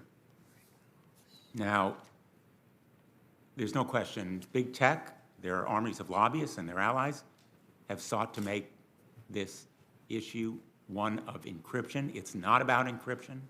That is a gigantic red herring. This issue is not about free speech. Rape is not free speech. And there are companies that actually are consistent and vigorous partners in this effort because they know it is possible to stop it with little or no cost. Now, this bill is more than just about Section 230. The Internet Act will stop exploitation before it starts by expanding mandatory reporting to include the enticement and trafficking of children. It will, second, assist prosecutors and law enforcement by doubling the time that tech companies are legally required to preserve evidence of exploitation. It helps law enforcement more quickly recover sexually exploited children and remove them from harm. It fosters the next generation of technologies to stop exploitation. And it does hold tech companies accountable when they fail survivors, and they enable these predators to spread the kind of child sexual abuse material that is so egregious. The tech companies say, well, the answer is more resources. more money, more investigators. Yes, there should be more money, more resources, more investigators. But law enforcement itself says they need this statute. There are 250 child advocacy organizations, law enforcement organizations, such as the National Association of Police Organizations, Major Cities Police Chiefs Association, the National Center for Missing and Exploited Children has helped lead this effort. In fact, reported that they received 29.3 million reports of child sexual abuse material. 29.3 million. 29.3 million faces, voices, individual children coerced into this kind of activity, their images forever on the internet. So I ask my colleagues to support this measure. It is a narrow carve-out to Section 230 that simply holds accountable big tech with a knowledge standard requiring that it know about it, that is responsible and carefully crafted. We've worked with colleagues like Senator Leahy in his very constructive objections. We continue to work with colleagues such as Senator Lee and Senator Ossoff. We're more than happy to continue this effort as we go to the floor. I ask my colleagues to support this measure. I have several members who sought recognition, Senator Feinstein and Senator Coons. But before I recognize them, I'd like to ask either Senator Blumenthal or Graham for clarification. I'm a co-sponsor. I don't disagree with anything you've said. But as a result of this change in Section 230, would these tech companies have a duty to reasonably inspect material that is being published on their websites to determine whether it is in violation of this legislation which we're considering? There's no express duty in the statute, but if they have knowledge of it, they can be held accountable. Mr. Chairman, you bring up should they have a duty? That's a different discussion for a different day. But right now, all we're saying is there are laws on the books that make it a crime to knowingly pass along sexually explicit material regarding minors. It happens every day, millions of times each day on social media platforms. When they're informed, we hope they will act responsibly. But maybe the committee will consider a separate course of action to say you have an affirmative duty. That's not in this bill, but it may be in my next bill. Thank you for bringing it up. Well, it raises a question. If we are establishing civil liability, it is usually a breach of some duty that leads to that liability. And so is there some refuge for Facebook and Twitter to say, we just never look. We don't know what's being published? This is a criminal statute. This is not civil liability. It's civil as well, I believe. Yeah, well. Is it not? Mr. Chairman, there is a duty that can be violated and that would give rise to civil liability, which is the knowing spread, if it's reported to them. The two examples I've given, one involving Twitter, the other involving Reddit, where they were clearly informed and essentially refused to act responsibly. So the case that you've described of the young woman who was being exploited and things were being posted and then reposted, in that circumstance, they clearly had knowledge if it's being reposted and there's already been an objection to it. The question is whether they have an obligation, I'm asking whether they have an obligation at the outset for those things that are submitted and published online to review them before they allow their tech companies to be a platform for that publication. There is no express duty for them to undertake that kind of review. In my view, of course, there is a moral responsibility here, and I'm happy to work with the chairman on a statute that Senator Graham has said maybe is for another day. This measure is very narrowly, carefully crafted to impose a legal responsibility with a standard of knowledge giving rise to criminal intent that in turn can be the basis for civil accountability. It gives these victims and survivors, as well as state attorneys general, a day in court, access to our justice system. So they can create an incentive for these companies to do the right thing. When they are told by the mother of two 13-year-old boys or by the victim and survivor of a boyfriend who displays sexually explicit photos on the internet, they have a responsibility under this statute. I'd just add, I'm going to stop because others are seeking recognition, but Section 5 of this bill relates to civil liability as well, and it specifies the statute where the civil action can be brought, Section 2255 of Title 18, and then another more general civil action as well. So it's not just the criminal charge, but it's civil liability as I read it. Mr. Chairman, would Senator Blumenthal yield for a question? Happy to ask him. I will, sure. Senator, I want to be sure I understand what you're saying. You're saying in the instances you cited that the people being exploited, or in the case of a minor, their parents, contacted Twitter and Reddit and said, look at the look at the pictures, look at the photographs. And Twitter and Reddit did, and then did nothing. Is that what you're saying? Yes. Thank you. Senator Feinstein, Coons, and Lee, and Cruz, and Blackburn. You're recognized. Senator Feinstein. This, I think, is really important, and I want to really congratulate the authors. I didn't know that there was a blanket immunity in this area of the law. And so what we have is a growing problem of sexual abuse of minors on the internet. And this bill takes a targeted approach by removing that blanket immunity under Section 230 for violations of law related to online child sexual abuse.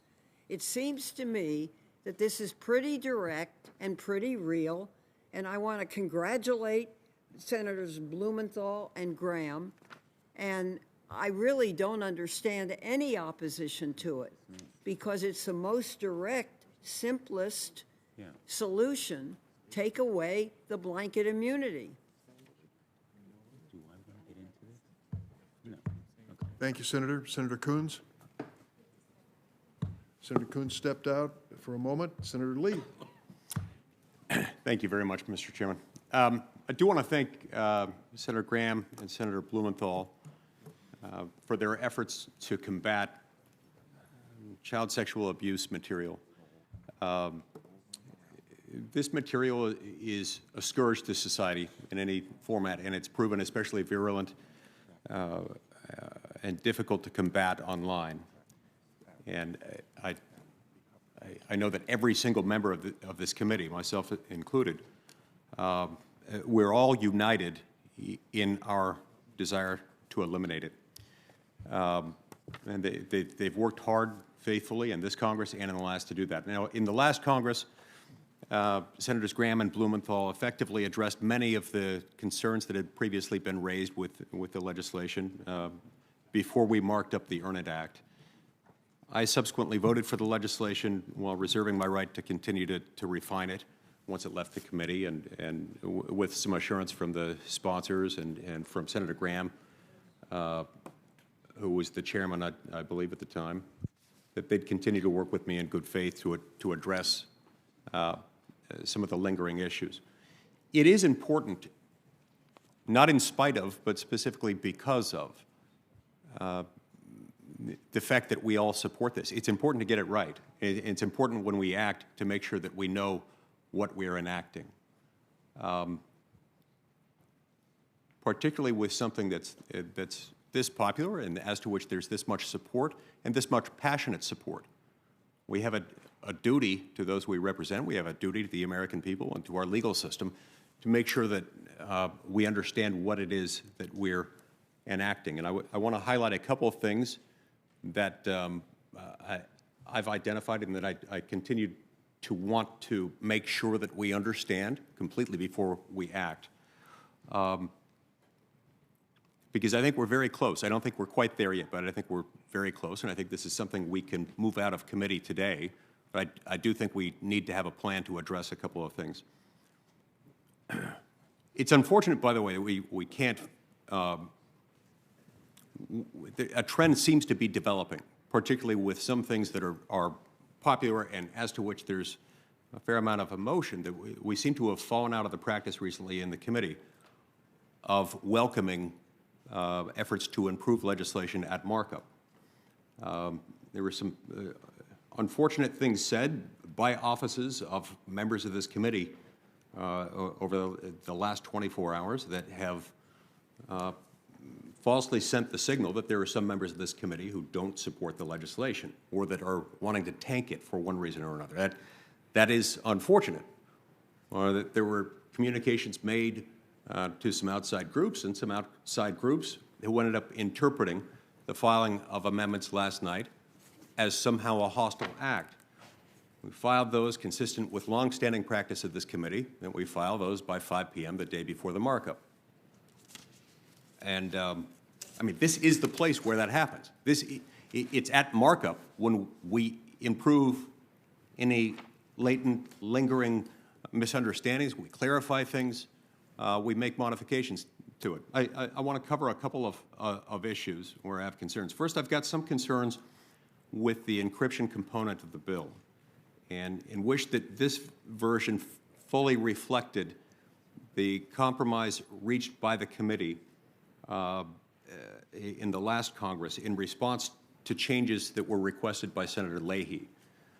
The reason I raise that is because I'm a little concerned that the current language inadvertently mandates interactive computer services to do for the government what the government itself is prohibited from doing, which is engaging in sort of the open-ended policing, the accessing and then reporting of private and protected data without the protections of the law.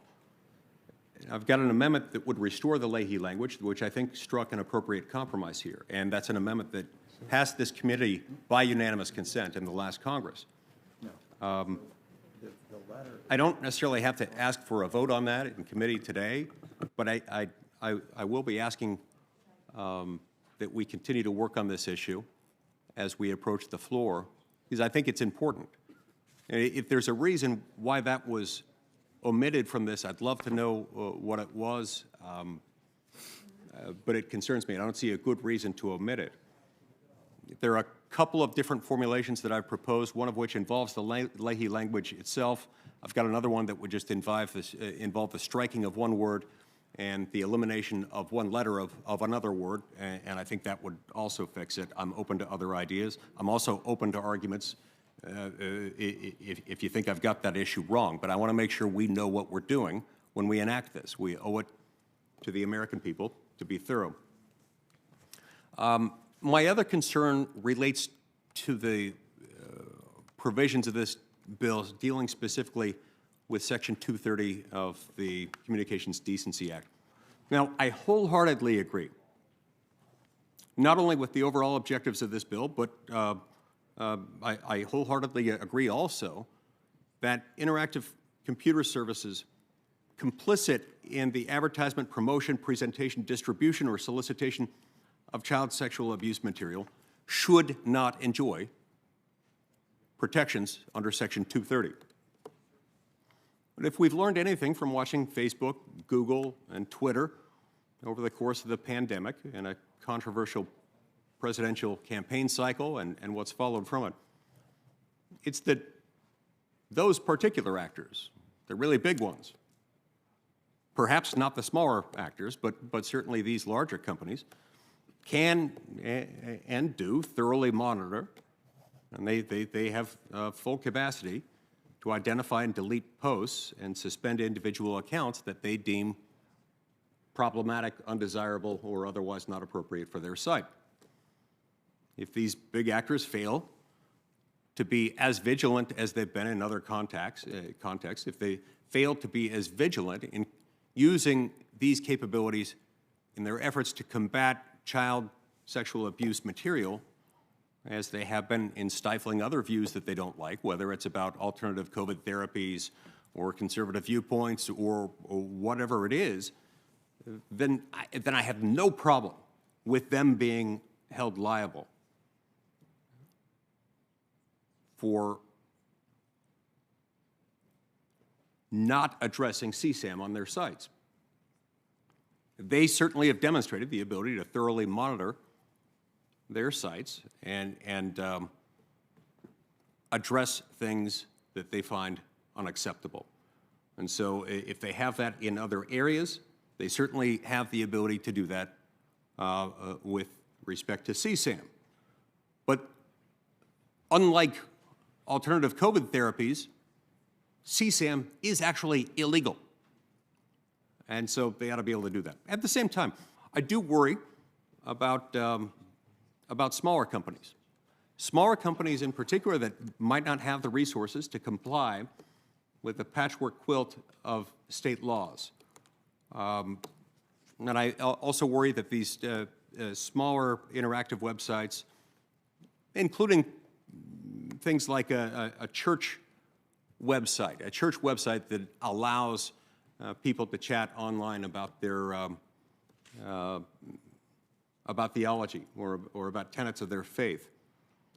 I worry about something that might happen there with regard to sites like that might unwittingly fall liable under the laws of an overly aggressive state.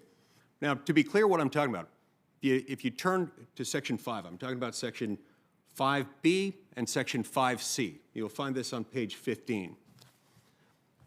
It's significant that both of our sponsors, and I think this shows that there really is great agreement here, that we do not disagree on the substantive merits of it. We've heard from Senator Graham and from Senator Blumenthal repeatedly about the fact that this adopts a knowing standard. We're dealing with a knowing mens rea, and I think that is the appropriate place for us to dwell. That is, in fact, what we're talking about, and it's what we should be talking about. They're not wanting to make it negligence or strict liability or anything else. But in Section 5B and Section 5C, on page 15, starting at line 16, you've got incorporation by reference to civil and criminal liability as provided for by state law. Now, this is great in most ways because, if I'm not mistaken, 49 out of the 50 states have laws. The laws cross-referenced and incorporated by reference in Sections 5B and 5C themselves have a knowing mens rea requirement. There's one state that has something lower than that. I think it's a type of recklessness standard. But my point is this. The legislation is written, while intended, I think, in good faith by the sponsors, Senator Blumenthal and Senator Graham, to apply to a knowing mens rea standard. This doesn't prohibit the allowance of a lower mens rea standard. In theory, in fact, under Sections 5B and 5C, even if a state, let's say if the state of New York, for example, decided to adopt a strict liability standard, then all of a sudden that would be incorporated by reference into this component of this federal law. And so this is an issue. Because under this law, if a state, let's say New York, enacted a law saying that any interactive service provider, regardless of other circumstances, that doesn't remove CSAM within 1 hour of being posted is liable for damages up to $1 million. Strict liability, in effect. A church with that type of interactive website where individuals could post on their religious beliefs or whatever it was could be strictly liable under that New York law if someone posted CSAM on that website even if it was without their knowledge during that time period. Now, I don't think that's the intent of either of the lead sponsors on this. In fact, we know that it's not, because they've told us that today. They've repeatedly stated that it's a knowing mens rea standard that would be applied here. Now, this is not to say, none of this is to suggest that even smaller companies or even the church website I described should enjoy CSAM protections if they're knowingly complicit in presenting or distributing CSAM. So I support lifting Section 230 liability protections if anyone does that, if they knowingly allow for the distribution of CSAM. To do that effectively, we need to base this federal protection on standards that are discernible and navigable for all interactive computer service providers. Look, the internet is inherently interstate. It falls into the category of channels and instrumentalities of interstate commerce, over which we have regulatory jurisdiction through the Commerce Clause. Section 230 is a federal liability protection. For the Earn It Act to work, it should, at the very least, have some nexus to a federal intent standard that doesn't allow this loophole whereby a state, through the back door, can work in a lower mens rea standard as necessary to trigger these provisions. And so I've got an amendment on this, and the amendment would abrogate the 230 protections when CSAM cases are brought against ISPs under state law, so long as the underlying offense would constitute an offense under federal law. In this way, we can successfully tie federal liability protection to federal standards. And it would allow smaller ISPs to know what's required of them to act responsibly to remove CSAM as a condition for receiving Section 230 liability protection. Yeah, I'll be wrapping it up. So we may find that federal mens rea is too, if this is the wrong standard one way or another, we need to have that discussion about what standard it is that we're talking about. If you want to adopt a different standard, let's have that conversation. But let's not leave it open through the back door for a state to do it. No state, to be clear, has adopted a strict liability standard or anything like that. But under this, we leave that open, and I think we need to address it.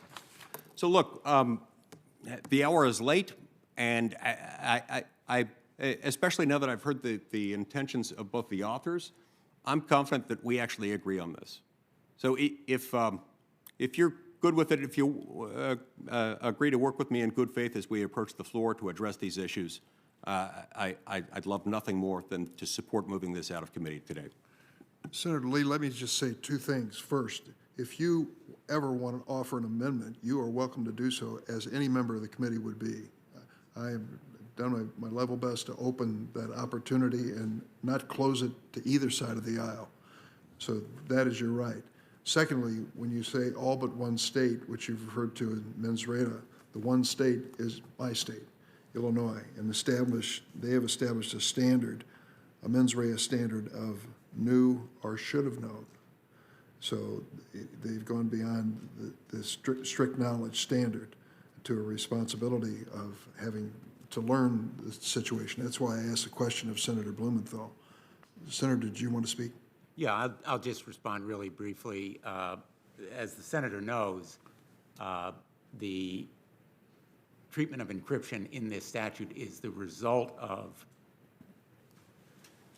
hours, days of consultation involving the very wise and significant counsel from Senator Leahy, who offered the original encryption amendment and said at the time that his amendment would not prevent tech companies from being held liable, quote, for doing anything illegal, for doing anything that would give rise to liability today, for using encryption to further illegal activity. That's the key distinction here. Doesn't prohibit use of encryption, doesn't create liability for using encryption, but the misuse of encryption to further illegal activity is what gives rise to liability here. That's the very simple answer, and I'm happy to continue the conversation that we've engaged in so far. And on the issue of different standards, possibly in different states, you're absolutely right, Senator Lee. 49 states use the knowledge standard. One uses a recklessness standard. Happens to be that state is Illinois. Other states may wish to follow Illinois. And as Justice Brandeis said, states are the laboratories of democracy. One of the most often quoted, I think, Supreme Court comments in history. And as a former state attorney general, I welcome states using that flexibility, and I would be loath to straitjacket them in their adoption of different standards. But I'm happy to work with my colleague and friend, the senator from Utah. Thank you. We have two more requests for comment, Senator Coons and Senator Cruz. Thank you, Chairman. Senator Ossoff. Thank you, Senator Blumenthal, Senator Graham, for your good work on this and for your comments. I will on Monday be visiting the Child Advocacy Center in Delaware that I long supported, was a partner with, both in my service here in the Senate and in my previous role as county executive. This is a center that provides counseling, support, forensic interviews for victims of child sexual abuse. It is a horrific place to have to go. To talk to the staff, to encourage them and support them in their work is just a reminder of how difficult this issue is. We all know families who've been directly impacted by child sexual abuse, and the internet has sadly facilitated the spread of horrifying images and the re-victimization of people who have suffered this. So I have two folders, one full of letters from law enforcement, from child advocacy organizations urging that we take this up and pass it, and the other from organizations I also respect and work with, human rights organizations, civil rights organizations, consumer reports, urging me to oppose it. I voted this bill out in the last Congress. I will vote it out again today, but I remain concerned about some of the provisions around encryption and how it may impact domestic violence victims in this country, human rights advocates and journalists overseas, and I'm trying to make sure, Mr. Chairman, and to my colleague, Senator Durbin, that as we proceed carefully. We legislate rarely in complex issues around technology and privacy here, and in some cases, we do not legislate particularly well. I am hopeful that this will send a strong signal that technology companies that are already doing a fair amount to try and combat child sexual abuse material on their platforms need to do more. And frankly, that we need to invest more in law enforcement. When I consulted law enforcement in Delaware, they are simply overwhelmed with the volume of the content that they are being provided to try and investigate and follow up on. So with those comments, I look forward to working with the sponsors to continue to refine and improve this legislation before it finally makes it to the floor for enactment. But I will vote in support of this legislation getting out of the committee today. Thank you, Mr. Chairman. We have in the queue Senator Cruz and Senator Ossoff. Senator Cruz. Thank you, Mr. Chairman. I want to thank Senator Graham and Senator Blumenthal for their hard work on this bill. It is an important issue. It is an issue we all care about. I also want to thank Senator Lee for his very diligent efforts to try to make sure the bill operates properly and effectively. I very briefly just ask unanimous consent that I be added as a co-sponsor to the bill. And I also ask unanimous consent that I be recorded as voting present on the judicial nominees earlier today. Thank you. Thank you, Mr. Chairman. Similarly, echoing Senator Cruz, want to commend Senators Blumenthal and Graham and the other co-sponsors for their continued efforts to combat this scourge of child sex abuse material online. As did Senator Cruz, thank Senator Lee for his diligent engagement in this markup and attention to detail. And as this discussion continues and the issues raised by Senators Lee and Coons are addressed in the discussions that will unfold as this legislation proceeds toward the floor, I'd like, Mr. Chairman, to enter into the record to ensure that we're fully informed by all those who have made suggestions with respect to this legislation, letters from or co-signed by the following organizations, including the Center for Democracy and Technology, the Electronic Frontier Foundation, the Human Rights Campaign, the Mozilla Foundation, the Society of Professional Journalists, and the Wikimedia Foundation. Without objection. Thank you, Mr. Chairman, and I'll just thank again the bill's sponsors and Senator Blumenthal for your commitment to work with the members of this committee as this bill proceeds to ensure that we avoid any unintended consequences that could negatively impact the privacy or security of users of online services. Chairman. Thank you, Senator. We have two senators seeking recognition, Booker and Leahy. Senator Booker. Third. I would like to just defer to Whitehouse, whose hand was up before me. Senator Whitehouse. I'll be extremely brief. I applaud this measure and intend to support it. But I think it would be useful for this committee to take a broader look at the merits and demerits of Section 230 entirely. The internet and the big platforms have gone through radical transformations since the section was first put into place, and I think it's a conversation well worth having. Thank you. We have Senator Leahy and then Senator Klobuchar. Thank you very, very much. And I've worked closely on a lot of these encryption matters with Senator Lee and others here, Senator Blumenthal.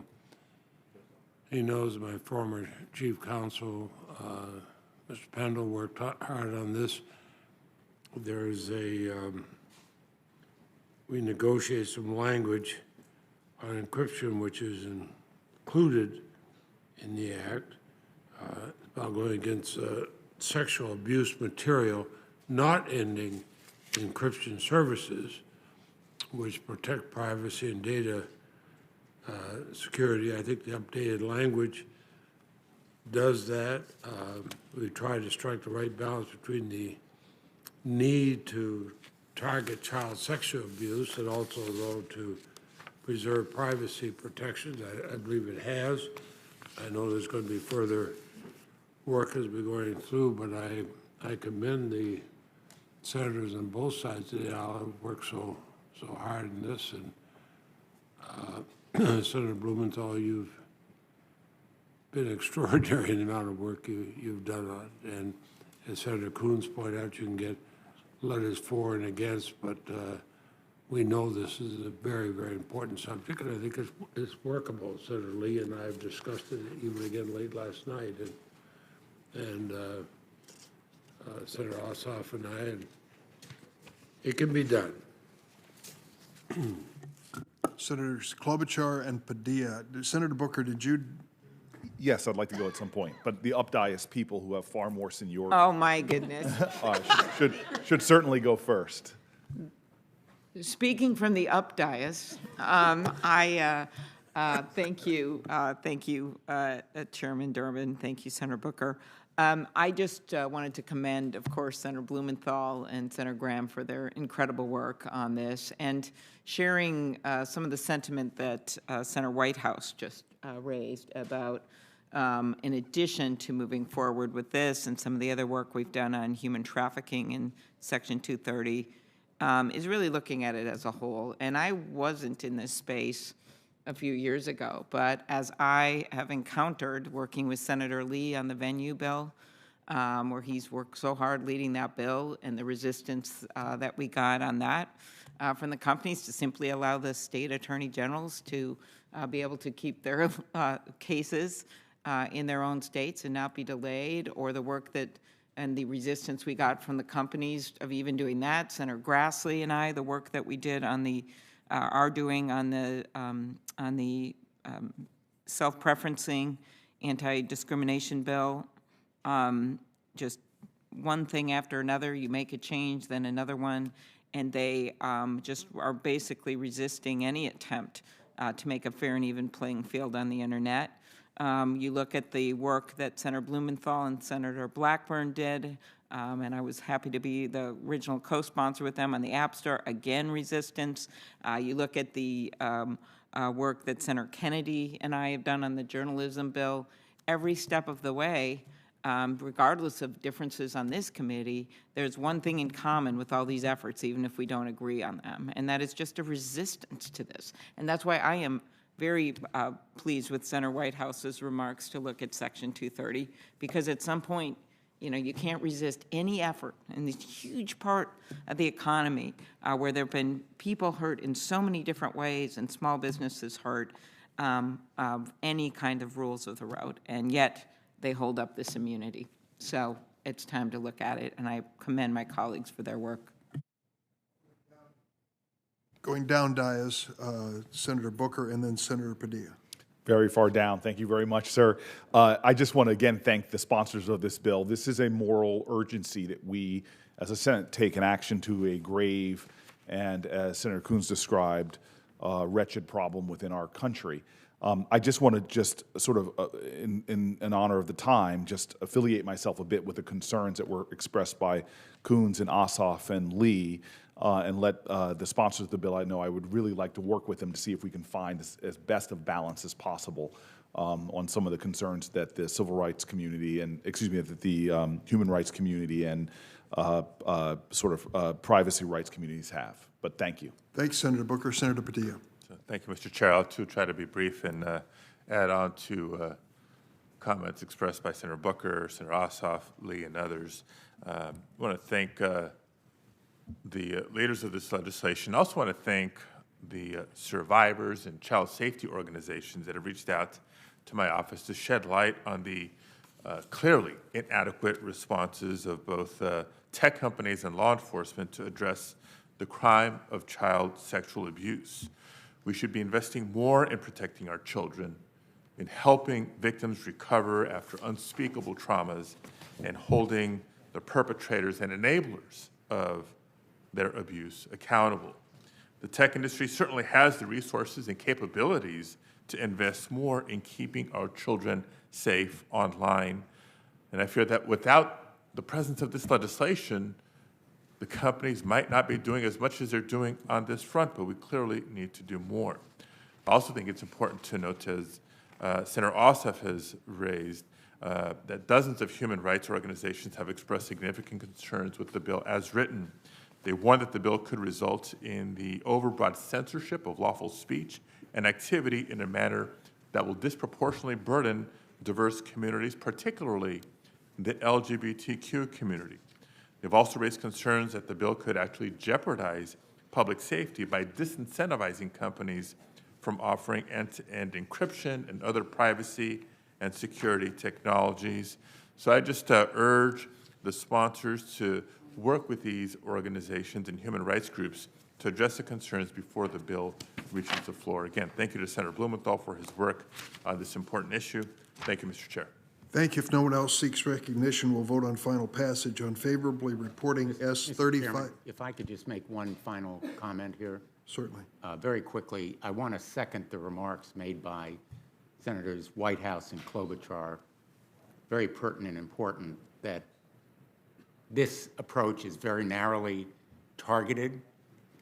We're carving out an exception, but I hope we will review Section 230 as a whole and the immunity, the broad immunity, and now arguably very unnecessary immunity that we give to big tech. Second, I urge my colleagues to look at this issue of child abuse. I've heard Senator Booker very powerfully and eloquently describe the shootings that occur in his own neighborhood, the crime that occurs throughout this country. The statistics are overwhelming that those perpetrators have suffered some kind of abuse. It is an epidemic, and it leaves lasting effects. The literature shows that it changes the mental wiring of victims and survivors of child abuse. It changes them physically in ways that need treatment. And this bill is a start toward trying to hold accountable anyone who profits from them. Yeah, if I may just respond, and not getting personal, but survivors of sexual trauma have the kind of deep harm of which you speak, and I know this from my own life experience with people close to me, and we must do something. That's why I applaud the urgency of your actions, and I'm just looking forward to doing the work between now and the floor to see if we can mediate against some of the legitimate concerns that I hear from the privacy community. But dear God, we are a nation that needs to do so much more, because this is far more widespread than people actually know and believe and understand, and what the current state of play has got to change. And I'm grateful for your leadership in this space. Senator Hirono. Mr. Chairman, very briefly, there is bipartisan concern about Section 230 immunity, so I appreciate the extensive discussion we've had regarding this bill and the various carve-outs that we've been contemplating. And so I hope that this committee will be open to addressing other instances where Section 230 immunity should not apply. For example, if one's civil rights are violated, or if there's a wrongful death that can be shown.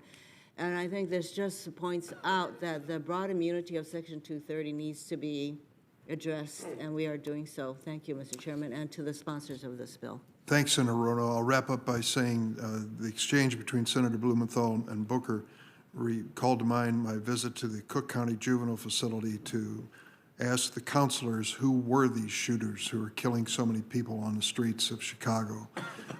They said, well, they display about every possible challenge and mental illness, but there's one thing they have in common. Over 90% of them have been victims of trauma. And of course, that refers to adverse childhood experiences which go beyond physical trauma. So I couldn't agree with you more. We wonder how kids can come to the earth in the usual way and turn out to be killers by the time they've reached the age of 10 or 11. And sadly, we know what the background is. They've been exposed to things which many of us, thank God, have never had to face. But they are, many of them, salvageable and redeemable if we put in the effort and identify their concerns.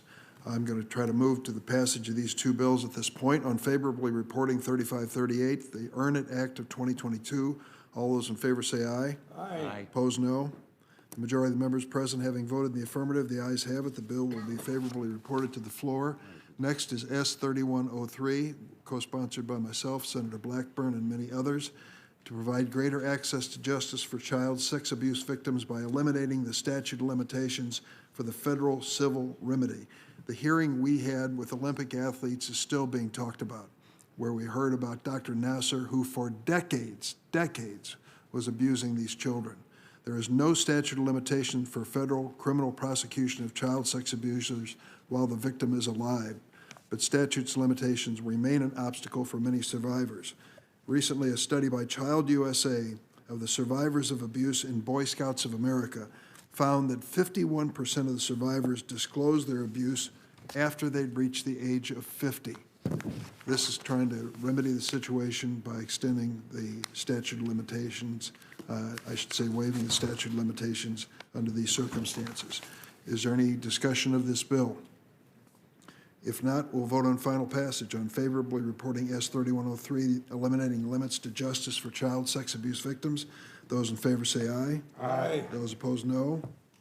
Majority of members present having voted in the affirmative, the ayes have it. The bill will be favorably reported. And with that, the Senate Judiciary Committee stands adjourned. I want to personally thank the members for their patience today. We got a lot done. Glad you stayed with it.